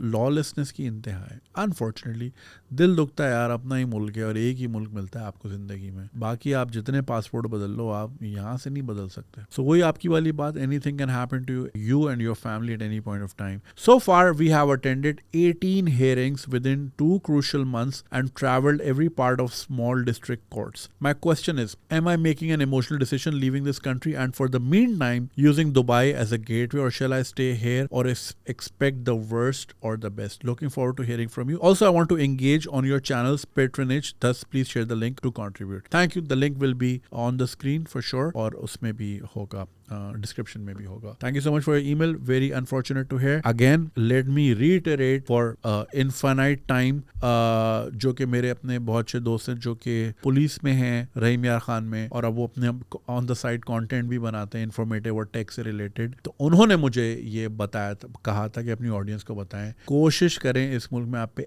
FIR ना कटे, क्योंकि उसके बाद आप कैद होके रह जाएंगे, आपका कोई वीज़ा नहीं लगेगा. अगेन अगर आप सुन रही हैं तो I hope may not happen in your case, I hope so, मगर होता यही है. पुलिस रिकॉर्ड पे जब जाती है फाइल तो ये पॉपअप हो जाता है. अब तो इनका भी सिस्टम जो है बड़ा ऑटोमेटेड हो गया है, तो फौरन पॉपअप हो जाता है और फिर आपके वीज़ा डिनायल शुरू हो जाते हैं. उन्होंने मुझे कहा था कि लोगों को समझाएं कि सड़क पे अगर गाड़ी लग गई है तो in the heat of the moment किसी का अगर आपने सर फाड़ दिया और उसने एक दाम कत्ल की FIR कटवा दी कि जी ये तो मुझे मर्डर करने लगा, तो लोगों ने बचा लिया. शाम को तो आपने ठंडा वैसे ही हो जाना है. लेकिन अब जो FIR लग गई है आप पे, फिर कोर्ट कचहरी के चक्कर, और उसके बाद वीज़ा नहीं मिलेगा आपको कहीं का भी, तो आप इस मुल्क में कैद हो जाएंगे. आप टेक्निकली जेल से बाहर होंगे लेकिन जेल के अंदर ही होंगे, क्योंकि फिर आप कहीं मूव अराउंड नहीं कर सकते. So I hope this doesn't happen in your case. ये अगर कोर्ट में चल रहा है, और इंशाल्लाह जब भी ये ख़त्म हो तो make sure you have all the NOCs, you have all the clearance from all the departments, क्योंकि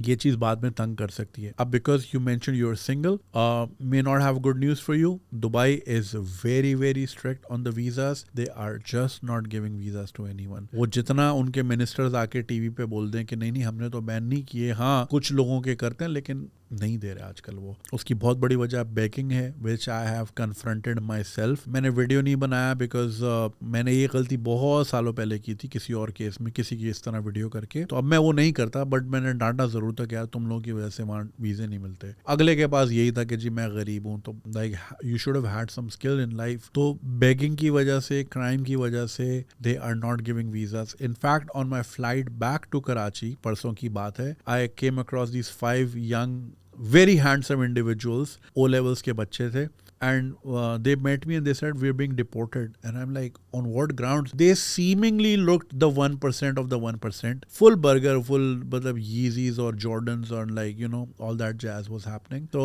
वो कह रहे क्योंकि हमने फैमिली वीज़ा अप्लाई किया था, बट हम तो दोस्त आए, क्योंकि सिंगल वीज़ा मिल ही नहीं रहे. सिंगल लड़कों को और सिंगल लड़कियों को वीज़ा नहीं मिल रहे. फैमिली को मिल रहे हैं हफ्ते 10 दिन वाले के आए, घूमे फिरे, पैसा खर्च करें, वापस जाएं. तो जॉब ढूंढने वालों को भी नहीं मिल रहे. Unless you get hired from Pakistan while being here by an employer, that's another story. पहले ये होता था, जैसे in my case, मैं पहले गया, 1 महीना रहा, उसमें मैंने बहुत सारे इंटरव्यूज दिए. एक ने बोला ठीक है हम तुम्हें जॉब दे रहे हैं. मैंने एग्जिट किया, वीजे का वेट किया, जब वो वाला वीजा आया, work visa, travelled again, medical test कराया, ID बनाई, काम किया. पहले ही होता था. लेकिन अब पहली स्टेज ही खत्म कर दी ना, कि विजिट वीजा पे आके जॉब ढूंढने वाले को ही नहीं आने दे रहे, अंडर द गार्ड के जी क्राइम करते हैं, भीख मांगते हैं. अब किसी के मुंह पे तो नहीं लिखा, या उनको तो नहीं पता कि जी ये वाला उस कैटेगरी का है, ये वाला उस कैटेगरी का नहीं है, तो वो तो यूनानिमसली रिजेक्ट कर रहे हैं. सो ये बहुत बड़ा मसला है. और मैंने ये आपको कई सालों पहले, अब एक तो ये होता ना हमारे पास कोई इसका कोई फ्लो का तो कुछ है ही नहीं ना, रिकॉर्ड कीपिंग कर सके जी फलानी एपिसोड में मैंने ये कहा था,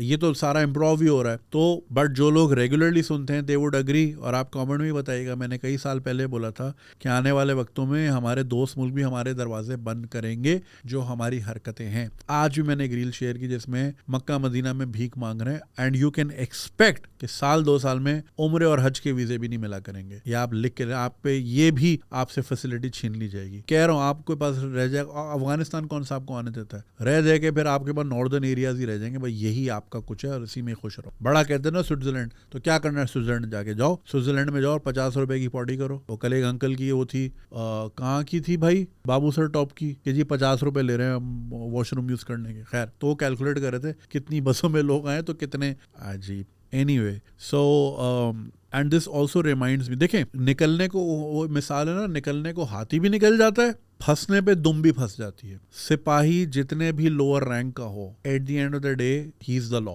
राइट? और they have the power to screw you over. तो इसीलिए कभी किसी पे ये मत सोचना कि यार अभी तो सिपाही है, इसको तो मैं चमाड़ मार दूंगा या इससे मैं बदतमीजी कर लूंगा. पावर उसके पास भी है. ऑलवेज जब भी आप किसी स्टेट के रिप्रेजेंटेटिव के सामने हो, please conduct your self in the most polite manner as you can. However, stupid arguments may be coming from there. ऊपर से नहीं आना. ये हमारे एक दोस्त है, उन्होंने वो प्ले स्टेशन लटकाते हुए आ रहे थे यूं करके, ठीक है, अपना ही था, कस्टमर ने रोका, भाई तुम तो स्टूडेंट लगते हो, ये क्या है? उसने बोला गिफ्ट है ये, व्हाटएवर जो भी था उसके अपने यूज के लिए था। अगेन मेक्स नो सेंस, तुम स्टूडेंट इंग्लैंड में हो तो गिफ्ट के लिए तुम यहाँ क्यों लाए हो प्लेस? क्लियरली बेचने आए हो, राइट? तो ऐसे में आपको सर करके बात करके मामला छुड़ाना होता है। वो ऊपर से आया, तुम कौन होते हो? उसने बोला अच्छा कौन होता हूँ? बैठ बेटा, 6 घंटे वहां बिठाया, सामान अलग जब्त किया, 10 चक्कर लगवाए। तो ख्वार करने पे अगर आए ना तो फिर आपकी सोच है, हमारी हुकूमत के लोग जो हैं क्या कुछ नहीं कर सकते। So please make sure you conduct your self in the most polite manner.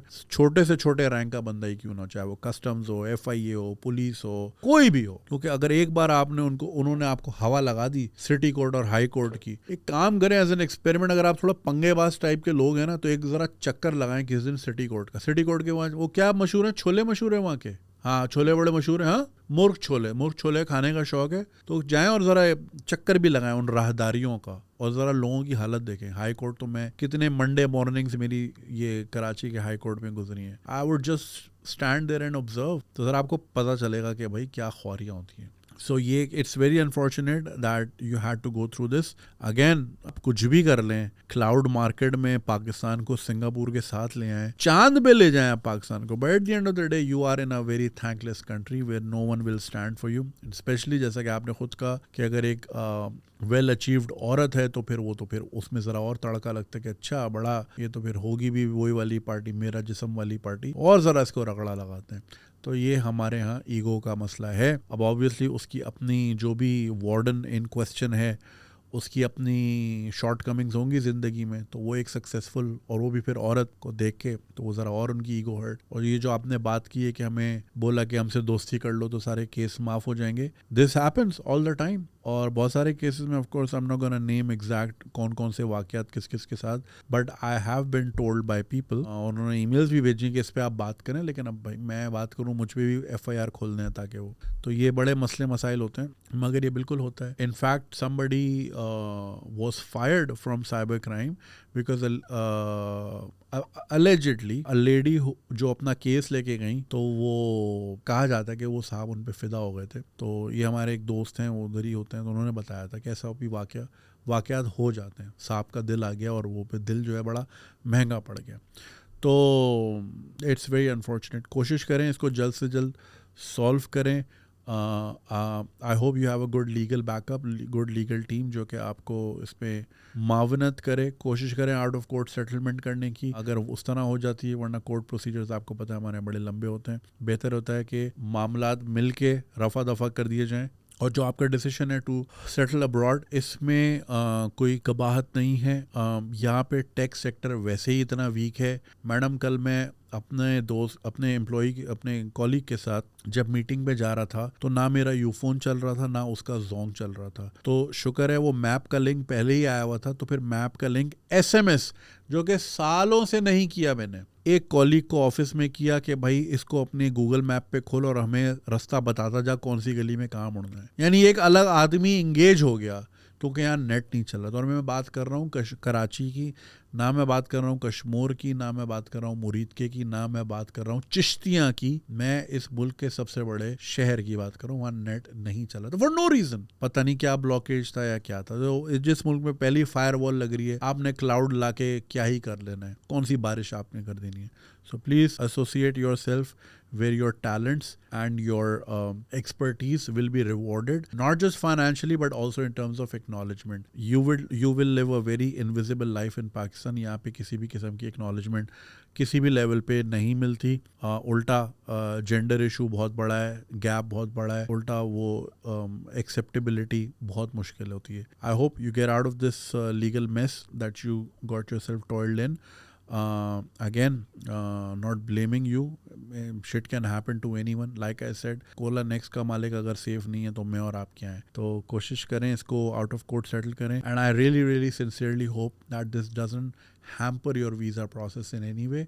कोशिश करें कि इसका रिकॉर्ड सेटल हो। तो अगर कोई फाइल में आए भी कि हाँ भाई ये कोर्ट केस था, वो सेटल हो गया, कोर्ट ने ऑर्डर दे दिया है, अब चीज़ें क्लीन है, तो I hope that is the case. वरना ये चीज़ें जो हैं एक बार आपके साथ चिपक गई तो फिर वो जिंदगी भर ये साथ चलती हैं। It's very unfortunate. And to all the other listeners, make sure never ever get into a problem with any law enforcement person। वो आप वहाँ करें जहाँ पे आपको पता है कि कानून आपकी भी उतनी ही सुनेगा. Not in a place like Pakistan. Pakistan में द रूल ऑफ लॉ जो एग्जिस्ट करता है वो है साहब का mood.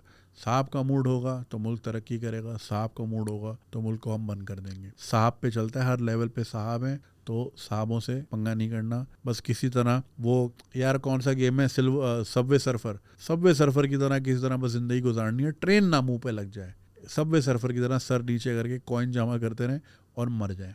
That should be the ultimate goal over here. I hope you come out of this mess soon. Take care. Alright G, next one. Relocation from Canada to India post citizenship. Arranged marriage red flags. Follow up of episode 68. अच्छा ये शायद पहले भी आया होगा. 68 must be like long time ago. यार अभी तक हमने 170 ही की हैं. I've been doing this for the longest time. Hi Junaid, I'm one of your avid listener and you answered one of my questions in episode 68, 31-year-old Indian. To summarize, I studied and worked in the US. As Indians cannot get green card in the US due to the country of birth backlog. हाँ मैंने सुना 20 साल लगते हैं Indians को green card लेने में, whereas पाकिस्तानियों को शायद 3 से 5 साल लगते हैं. तो ये मेरे लिए बड़े शॉकिंग न्यूज़ थी. I returned to India to be closer to my parents. I later thought it wouldn't not be a bad idea to get Canadian citizenship as a future backup as it takes only 3 years since I had adjustment issues in India. With the Canadian passport in the future, I would have either option to live in Canada or future move back to the USA more easily. Within 1.5 years in Canada, I realized the truth which many people who move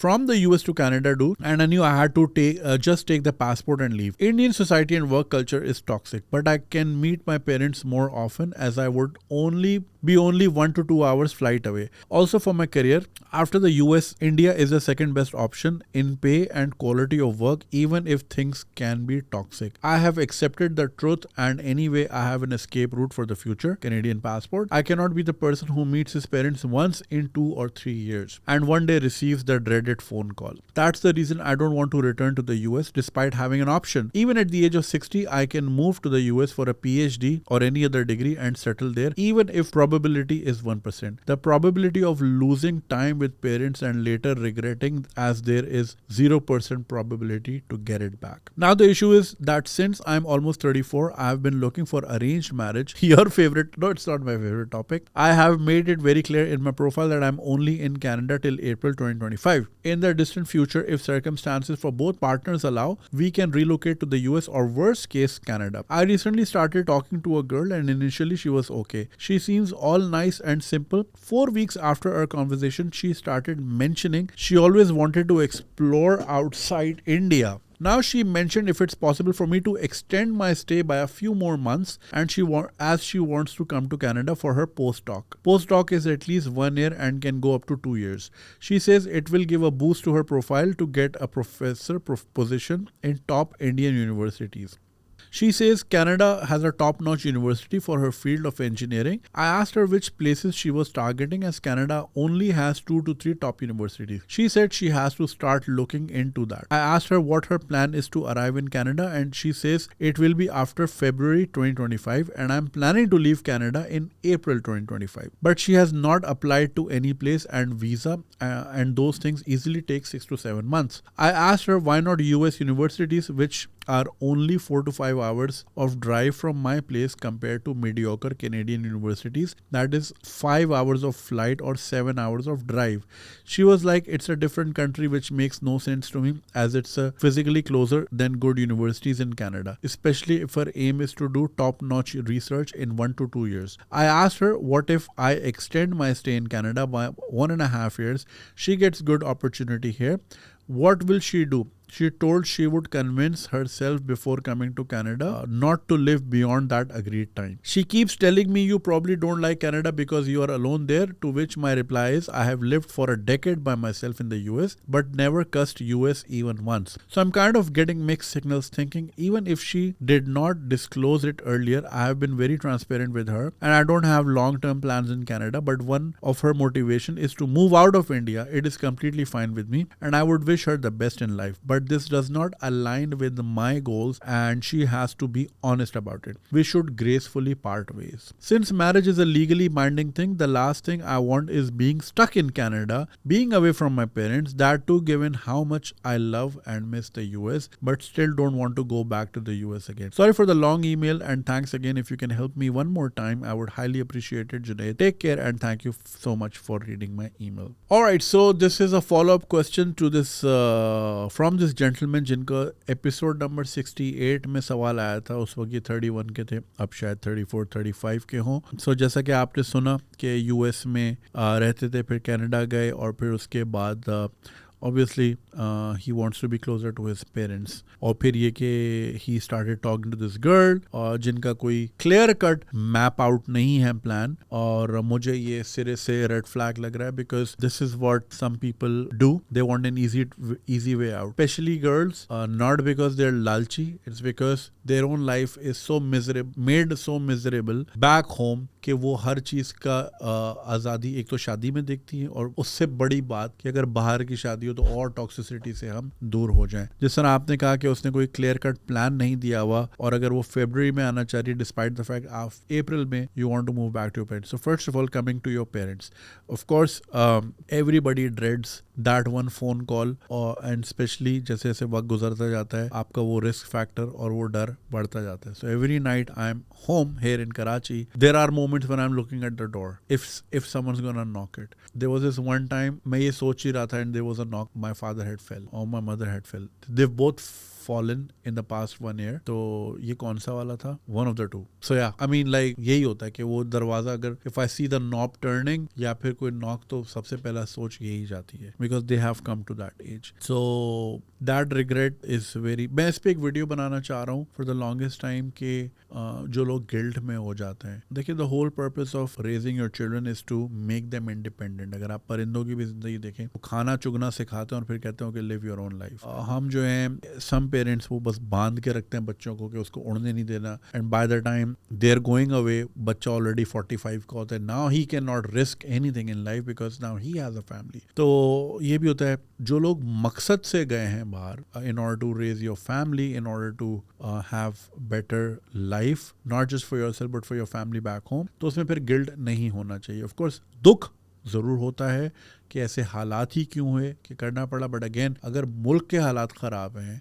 economy अच्छी नहीं है, opportunities नहीं है, तो बंदा क्या करे? बैठ के मर तो नहीं सकता. बेहतर है अपने लिए और अपने घर वालों के लिए बेहतर रास्ता, अब उसमें कुछ कुर्बानी देनी होती है. सो अगर you got that distressing phone call, so please do not live your life in regret unless कि आप लड़ के गए, आप नाराज थे, 4-4, 5-5 साल से आप बात नहीं कर रहे थे. If you get a call then तब तो रिग्रेट बनता है और होना भी चाहिए क्योंकि इंसान को ना रास्ते एक दरवाज़ा खुला ज़रूर छोड़ना चाहिए कि like you know somebody should be able to come back in. कभी भी दरवाजे नहीं बंद करने चाहिए बिकॉज फिर होता यही है before you know it you get the news और फिर वो रिग्रेट हमेशा रहता है. सो जो भी है मेंड योर वेज विद पीपल. अगर तो आप एक अच्छे फ्यूचर के लिए गए हैं और मजबूरी थी and then you get a call, फिर उसमें होता ही है कि चलो दुबई वाले तो आके जनाजा कर लेते हैं, अमेरिका कनाडा वाला तो पहुंचता ही 2 दिन बाद है, तो तब तक तो दफना भी दिया जाता है. तो फिर वो एक रिग्रेट होता है कि काश में साथ होता, आखिरी दिनों में साथ होता, चेहरा देख लेता वगैरह वगैरह. मगर इसको ना अपना एक लाइफ लॉन्ग रिग्रेट नहीं बनाएगा. आप कोई भी शौक से मुल्क नहीं छोड़ता, कोई भी शौक से अपने घर वालों को नहीं छोड़ता, मजबूरी में ही लोग जाते हैं. एंड ऑफ कोर्स हमारे जो नंबर्स आ रहे हैं हर साल 8 से 10 लाख लोग मुल्क छोड़ के जा रहे हैं डिस्पाइट द फैक्ट कि अब मिडिल ईस्ट भी इतना सख्त हो गया. They will be one of those who will get a phone call. कोई शौक से तो नहीं गया. ऑलराइट, ये बीच पे थोड़ी सी इंटरप्शन है because we are now recording the next day. So मैं सवाल के बीच में था कल रात को और लाइट चली गई for no reason at all. ना को बारिश हो रही थी ना कुछ. So I lost the train of thought. और दूसरा ये कि I had to wear the same shirt the next day which something that I never really do but for the continuation purposes I have to.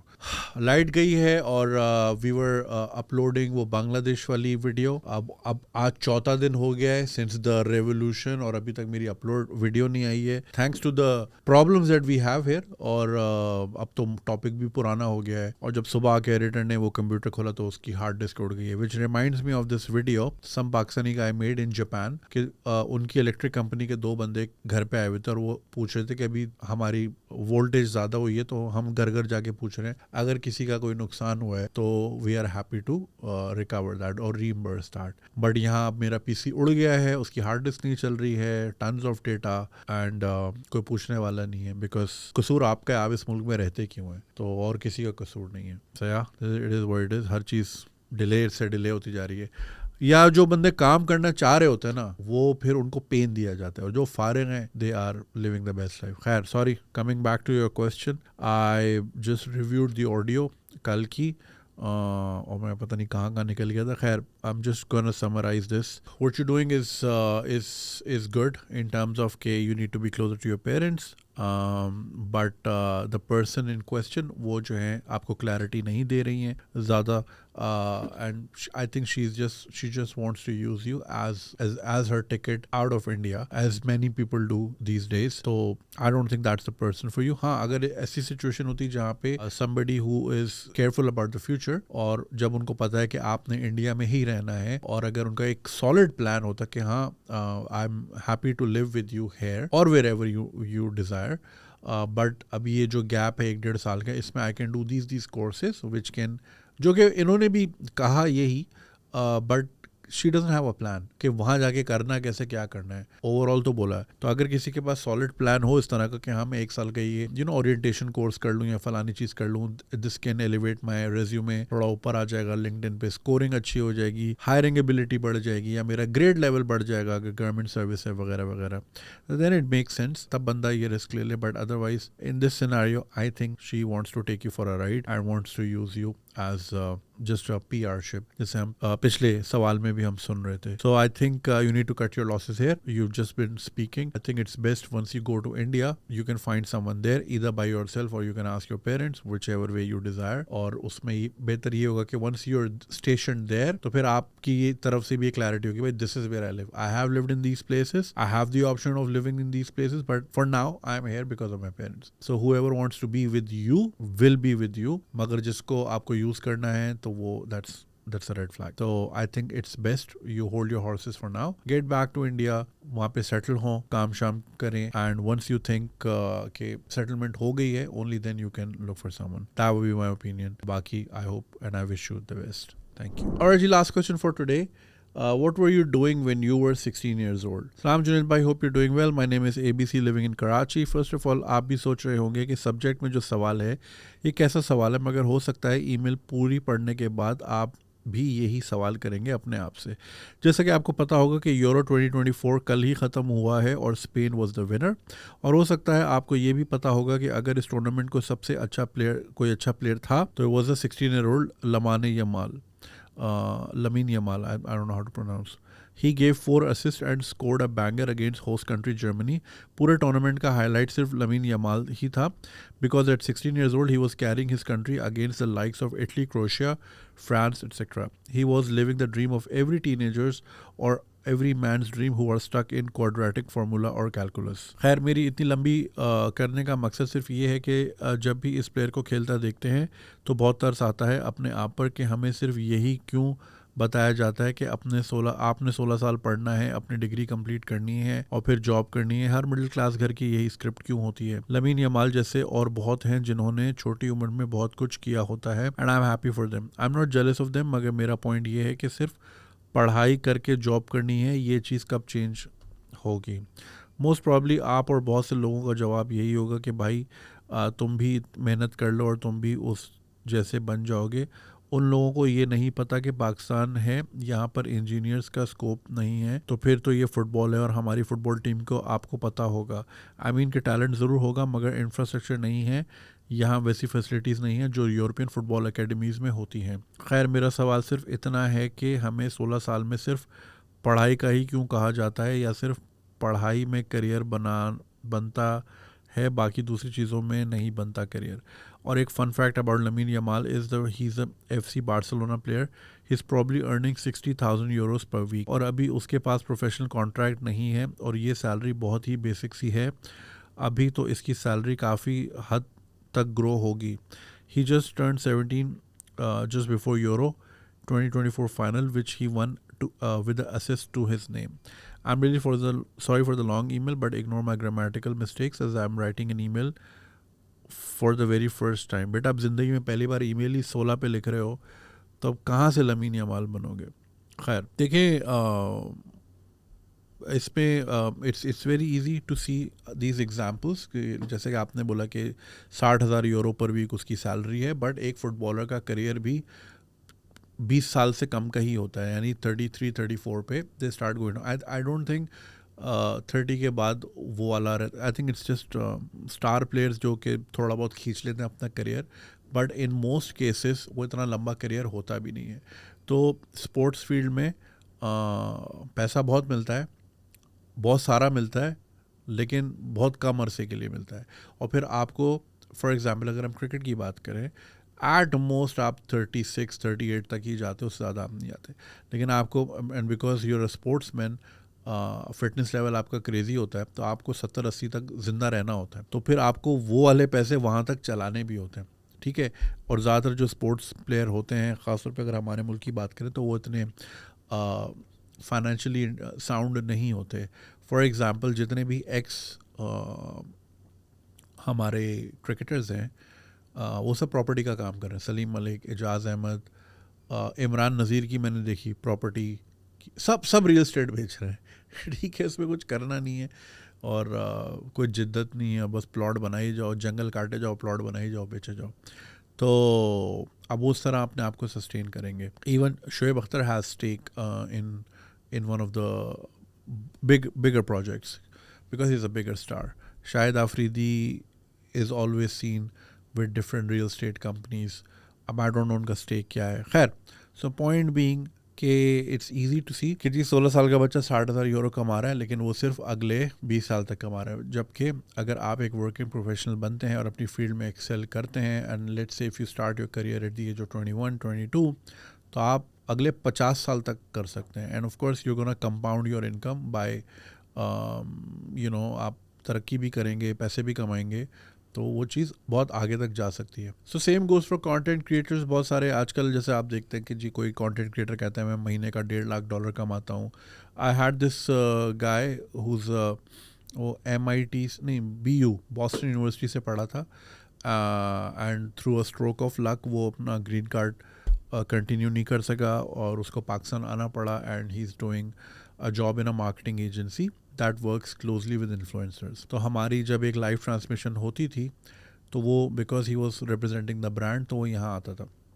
और उसकी job की timing सुबह 10 बजे आता था, लेकिन रात 1:30 बजे तक यहाँ होता था, क्योंकि लाइव ट्रांसमिशन हम जो कर रहे थे क्रिकेट टूर्नामेंट की, वो रात को देर से ख़त्म होती थी. तो मतलब ये वर्किंग आवर्स है, और उसकी सैलरी लाइक मरे से मरा $1-1.25 लाख थी. तो मैंने उसको कुछ कंटेंट क्रिएटर्स की का बताया ना, मतलब he was eager to ask कि like what's the pay grade around, कहाँ तक चला जाता है. तो मैंने जब किसी का बताया कि उसका 2-4 करोड़ है महीने का, तो वो डिप्रेशन में चला गया. He was just like staring in the abyss, एक वॉइड में देख रहा था, and he was like what have I done with my life. तो उसको मैं ये चीज़ समझा रहा था कि बट इस कंटेंट क्रिएटर या किसी भी कंटेंट क्रिएटर की लाइफ मैक्सिमम 5 साल है, बहुत हो गई तो 10 साल है, right. Because new creators keep coming in, new platforms keep coming in, और लोग रिप्लेस हो जाते हैं, राइट. कभी लगता था कि जी म्यूजिशियंस की अगर आप बात करें, आज बहुत सारे मेरे लिए वेकअप कॉल पता है कब थी? It was way before I became a content creator. जो लोग कराची में रहते हैं उनको याद होगा, मेला रेस्टोरेंट होता था नर्सरी पे, उसके बराबर में ही मेरा ऑफिस था. आई यूज़ टू वर्क, वही ट्रांसक्रिप्शन का जो मैं काम करता था. तो एक बार मैं वहाँ से गुजर रहा था, बिकॉज मैं दिल्ली स्वीट्स जा रहा था समोसे खाने रात को, मतलब अजीब सा टाइम है. तो मुझे ना एक जानी पहचानी आवाज़ आई, वो हैप्पी बर्थडे का सॉन्ग आ रही थी और अंदर कोई पार्टी चल रही थी. तो जब मैंने अंदर देखा, सॉरी समोसे खाने नहीं, डिनर करने जा रहे थे, ज़ाहिर रात का टाइम था. तो मोहम्मद अली शेखी साहब, जो कि किंग ऑफ पॉप, जो कि पाइनियर ऑफ पॉप म्यूज़िक थे पाकिस्तान में, वो वहाँ बर्थडे सॉन्ग गा रहे थे एक क्लाइंट के लिए. तो किसी की बर्थडे पार्टी थी, तो उन्होंने उनको बुलाया हुआ था. तो वही ना, तो वो मेरे लिए वेकअप कॉल थी कि यार you're not gonna be relevant always. So if you think I am relevant now, might not be 5 years from now. तो ये तो गारंटीड है. तो उसको मैं यही समझा रहा था कि यार कुछ लोग कंपाउंड बहुत सारा 5 साल में बना लेते हैं, जो कि ज़िंदगी भर का होता है। जो 40 साल की कमाई 5 साल में कमा लेते हैं, तो इसलिए आपको ज़्यादा दिखती है। But let's say if you are a surgeon और आप अपनी क्राफ्ट में इनोवेशन लाते रहते हो, नई चीज़ें सीखते रहते हो, तो आप उससे कई गुना ज़्यादा over a span of 40 years of your career you can make it. But because it's spread out sparingly, तो आपको वो कम लगता है as opposed to a random content creator जो कि 17-18 साल का है और वो इतना ज़्यादा बना रहा है। सो इसलिए आपको बहुत ज़्यादा लगती है कि यार ये इतना कमा रहा है। तो ये लमीन यमाल है। I mean all these sports personalities are one major injury away. कोई एक मेजर इंजरी हो जाए, their career is gone and they know nothing else because that's all they've done all their lives. अब ये 16 साल की उम्र में ये खेल रहा है, तो इसको कुछ और नहीं आता, इसको यही आता है। तो ये बहुत, देखो वो कहते हैं ना high risk high returns, risk भी उतना ही है बिकॉज सारे अंडे एक ही बास्केट में हैं, लेकिन फिर हाई रिटर्न्स भी मिल रहे हैं। बट अगर खुदा ना खास्ता कुछ प्लस माइनस हुआ, यूर डन फॉर लाइफ। अब रही बात ये कि जी हमें 16 साल पढ़ाने का क्यों बोलते हैं, देखें हम जो है ना, ये गरीब मुल्क हैं, तो गरीब मुल्क की आवाम भी गरीब ही होती है रिलेटिवली, ठीक है। तो ना ये उन जगहों के शौक होते हैं, या वहाँ उन जगहों पे करना आसान होता है जहाँ पे आपको पता होता है कि यार if everything fails at least state is there, कि मैं सड़क पे नहीं आ जाऊँगा, मैं कहीं ना कहीं खप जाऊँगा। तो हमारे यहाँ उस तरह का कोई सिस्टम है नहीं, वोकेशनल प्रोग्राम्स है नहीं। जो ग्राउंड्स थे उस पे कब्ज़े कर लिए हैं। आबादी हमारी कोई 3 करोड़ है शहर की, शहर में कुल मिला के 30 ग्राउंड भी नहीं होंगे, राइट। अगर 60% लोग खेलने के काबिल हैं इस शहर में। तो वोकेशनल प्रोग्राम्स नहीं है, इंटर्नशिप्स नहीं है, पार्ट टाइम जॉब्स का यहाँ कल्चर नहीं है, क्योंकि जो फुल टाइम जॉब है जब उसी की तनख्वाह बेसिक इनकम से नीचे है तो पार्ट टाइम की क्या ही होगी। फिर पब्लिक ट्रांसपोर्ट नहीं है, accessibility is a lot of issue. I at some point wanted some people who were on the other side of the town, but because accessibility नहीं थी, मुझे ज़रूरत है, I am willing to pay, they are willing to give services, but जो median जो intermediary body है government, जिसने ये इंश्योर करना है कि बंदा पॉइंट ए से पॉइंट बी तक आराम से आ सके, वो मौजूद ही नहीं है। तो सारा पैसा करीम ऊबर में तो नहीं लगा सकते। तो बेटा जब जहाँ पे फिर ये हो, और फिर इनसिक्योरिटी सबसे बड़ी चीज़। हमारे प्लेयर्स जो हैं अभी वर्ल्ड कप में जाके $50,000 की सेल्फ़ी क्यों बेच रहे थे, क्योंकि उनको पता है कि पाकिस्तान में ना कोई मेरिट है, ना कोई रूल ऑफ लॉ है, साहब की मर्ज़ी है। आज पीसीबी चेयरमैन ये आदमी है, इसको मैं पसंद हूँ तो मैं लगा हूँ, कल को फॉर वट एवर रीज़न हुकूमत भी बदल जाएगी, तो हुकूमत वज़ीर आज़म के चूँकि पेट्रनशिप के अंडर होती है पीसीबी, तो वो बोलेगा जी मेरा मनपसंद पीसीबी चेयरमैन ये है, तो मनपसंद पीसीबी चेयरमैन बोलेगा मेरे मनपसंद प्लेयर्स ये हैं। तो जहाँ बात मनपसंद की हो ना, तो फिर बंदा बोलता है यार मेरा करियर वैसे तो 40 साल तक चलना चाहिए, बट इस मुल्क में जहाँ किसी को कुछ नहीं पता कि उसकी जॉब कल है कि नहीं है, तो जो मिल रहा है पकड़ लो। यही वजह है कि एज अपोज टू जो दूसरे मुल्कों के प्लेयर्स थे, they were focusing on the game, they were working out, they were eating healthy. हमारे प्लेयर्स $50,000 की सेल्फियाँ बेच रहे थे, क्योंकि उनको पता था यार आज हैं कल हो ना हो। तो हम कल हो ना हो वाला मुल्क है, इसलिए पूरे मुल्क में नीचे से लेकर ऊपर तक सबको इनसिक्योरिटी है। तो जहाँ पे इस तरह के हालात होते हैं ना, वहाँ पे फिर ये लमीन यमाल नहीं बनते, फिरदौस जमाल बनते खाली। खैर he is a great actor though. So I don't know what to say भाई। अपने आप को बचाना है तो पढ़ाई तो करनी है, क्योंकि you can't put your eggs in the same basket. Cricketers बहुत सारे होते हैं लेकिन निकलते सिर्फ 11 ही हैं। तो सोचो उन बाकियों का क्या होता होगा जो कि फ़िल्टर आउट हो जाते हैं या उस फिल्ट्रेशन प्रोसेस में गुजर नहीं पाते। व्हाट हैपन्स टू देम, वो क्या कर रहे होते हैं। I seen so many players दूसरे स्पोर्ट्स के, कोई रिक्शा चला रहा है, आप इतनी चीज़ें देखते हो कि जी कोई मेडल अपने बेच रहा है, कोई हॉकी का प्लेयर था, कोई क्या कर रहा है। सो यहाँ पे जो भी करना है आपने खुद करना है, and you are the only beneficiary and you are the only one at stake.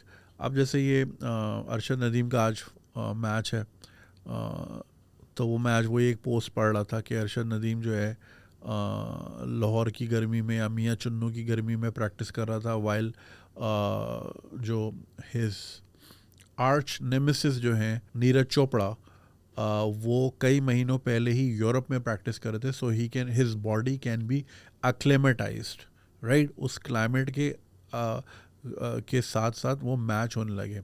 Arshad Nadeem के पास एक ही जैवलिन है जो कि एक बार टूट भी गया था और 6-7 लाख रुपए का आता है, वेयर एज नीरज चोपड़ा के पास 70 जैवलिन है।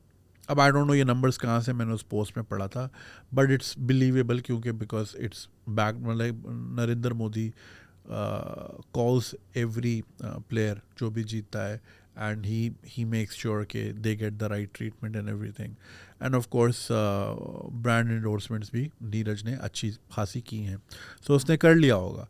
अब ये बेचारा जो चप्पलों में सीखा है, अपने बलबूते पे सीखा है, और इसकी वजह से कितने लोग आस लगाए बैठे होंगे कि ये मेडल भले ब्रॉन्ज जीते, हमारी प्रमोशन हो जाएगी फेडरेशन में कि जी देखें हमने लड़के पे मेहनत की थी। हालांकि किया कुछ नहीं था, सिर्फ बैठते हैं, आते हैं, चाय पीते हैं। मैं बहुत सारे ऑफिस में गया हूँ, कुछ नहीं करते ये लोग, बैठते हैं, चाय मंगाते हैं, ये मंगाओ, चना चाट मंगा लो, टीवी चल रहा होता है। लाइक सोच, हद है। मुझे तो अभी पता चला कि वो बीबीसी की एक वीडियो थी जिसमें था कि पाकिस्तान में कोई लगभग 30 स्पोर्ट्स फेडरेशन है जो ओलंपिक से रिलेटेड है। अब ज़ाहिर है हॉकी की अलग होगी जो कि ओलंपिक्स में भी जाते हैं, दूसरे ट्रैक गेम्स की अलग होगी, बैडमिंटन की अलग होगी, टेनिस की अलग होगी।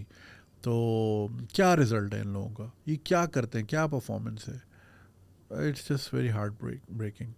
तो रह दे के अच्छा, उसमें एक उस पोस्ट पे ये भी लिखा था कि Arshad Nadeem needs to work on his looks, क्योंकि अगर कल को लक्स साबुन और क्लियर शैम्पू और हेड एंड शोल्डर बेचना है तो he has to be like camera friendly, क्योंकि यहाँ पे यही बिकता है, ब्रांड इमेज ज़्यादा बिकती है, PR ज़्यादा चलती है as opposed to your core talent. So let's hope. I'm really rooting. I saw that picture of मियाँ चुन्नू की जहाँ पे his family and his neighbor की ख़वातीन TV देख रही थी, दुआएं कर रहे थे। यार बड़ा दिल दुखा, क्योंकि उनकी ज़िंदगी में और क्या ही खुशी आई होगी। ना वहाँ बिजली मिलती होगी, ना पानी साफ़ आता होगा, ना उनको अच्छी तालीम मिली होगी। वो जो भी किया उसने खुद किया। और सोचो एक बंदा मियाँ चुन्नू में बैठ के how did he think of javelin कि यार मैंने ये चीज़ करनी है। उसने कोई ओलंपिक का मैच देखा होगा, या उसने बचपन में उसकी थ्रो बड़ी लंबी होगी तो किसी ने बोला होगा यार तुम ये कर अच्छा फेंकते हो, तुम ये करना सीखो। It needs to be documented. इस पर डॉक्यूमेंट्री बने, फिल्म बने, बच्चे इंस्पायर हों, बट ऐसा कुछ भी नहीं है। हमें बस वही 2 नंबर क्रिकेटर्स चाहिए होते हैं। इम्पोस्टर्स, हमारी क्रिकेट टीम में इम्पोस्टर्स बहुत भरे हुए हैं, तो उनको पता है जहाँ हार रहे हैं तो वहाँ पे मज़हब भेज दो, मुसल्ला बिछा के नमाज़ पढ़ लो तो उससे पॉइंट्स मिल जाते हैं। क्या इस्लामिक टच की फैक्ट्री है हमारी क्रिकेट टीम, परफॉर्मेंस ज़ीरो, पूरा मुल्क ऐसे ही चल रहा है, खल्ली वल्ली। खैर I don't know what much to say about this. तो बेटा अभी जब कुछ नहीं है तो फिर पढ़ाई करो, अगर if you can spare time, दिन में बड़े घंटे होते हैं, अगर फ़ोन वोन से दूर रहें और किसी स्पोर्ट्स पे आप फोकस रहें।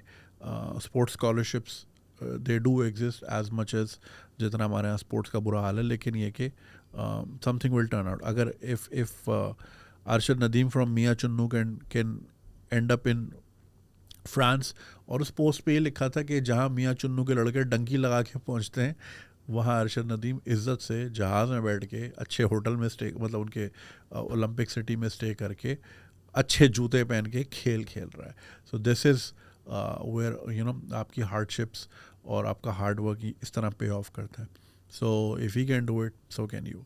सो अगर आपका पैशन है, don't measure anyone salary के जी उसके उतने पैसे मिलते हैं, ये एज बड़ी टेंडर होती है। अगर आप इन्हीं चीज़ों में लगे कि उसके पास इतने, उसके पास इतने, उसके पास उसके नसीब का है भाई, आपको आपका मिल जाएगा, provided if you work hard and provided if you keep showing up. So forget Lamine Yamal कितने कमाता है हफ्ते का, और उसका कैलकुलेटर खोल के चेक ना करो, अपने पे फोकस करो।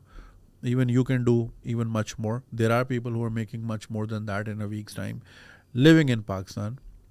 So try to find out how, and focus on success, focus on excellence. Money is a byproduct, it's never the goal. Thank you. Alright guys, so ये थी आज की episode. Hope you enjoyed. Feedback ज़रूर दीजिएगा, comment ज़रूर कीजिएगा. Don't forget to subscribe this channel and you can support this channel on patreon.com/ganjiswag. आपसे मिलते हैं अगली episode में एक नए सवालात के साथ. तब तक के लिए खुदा हाफिज़.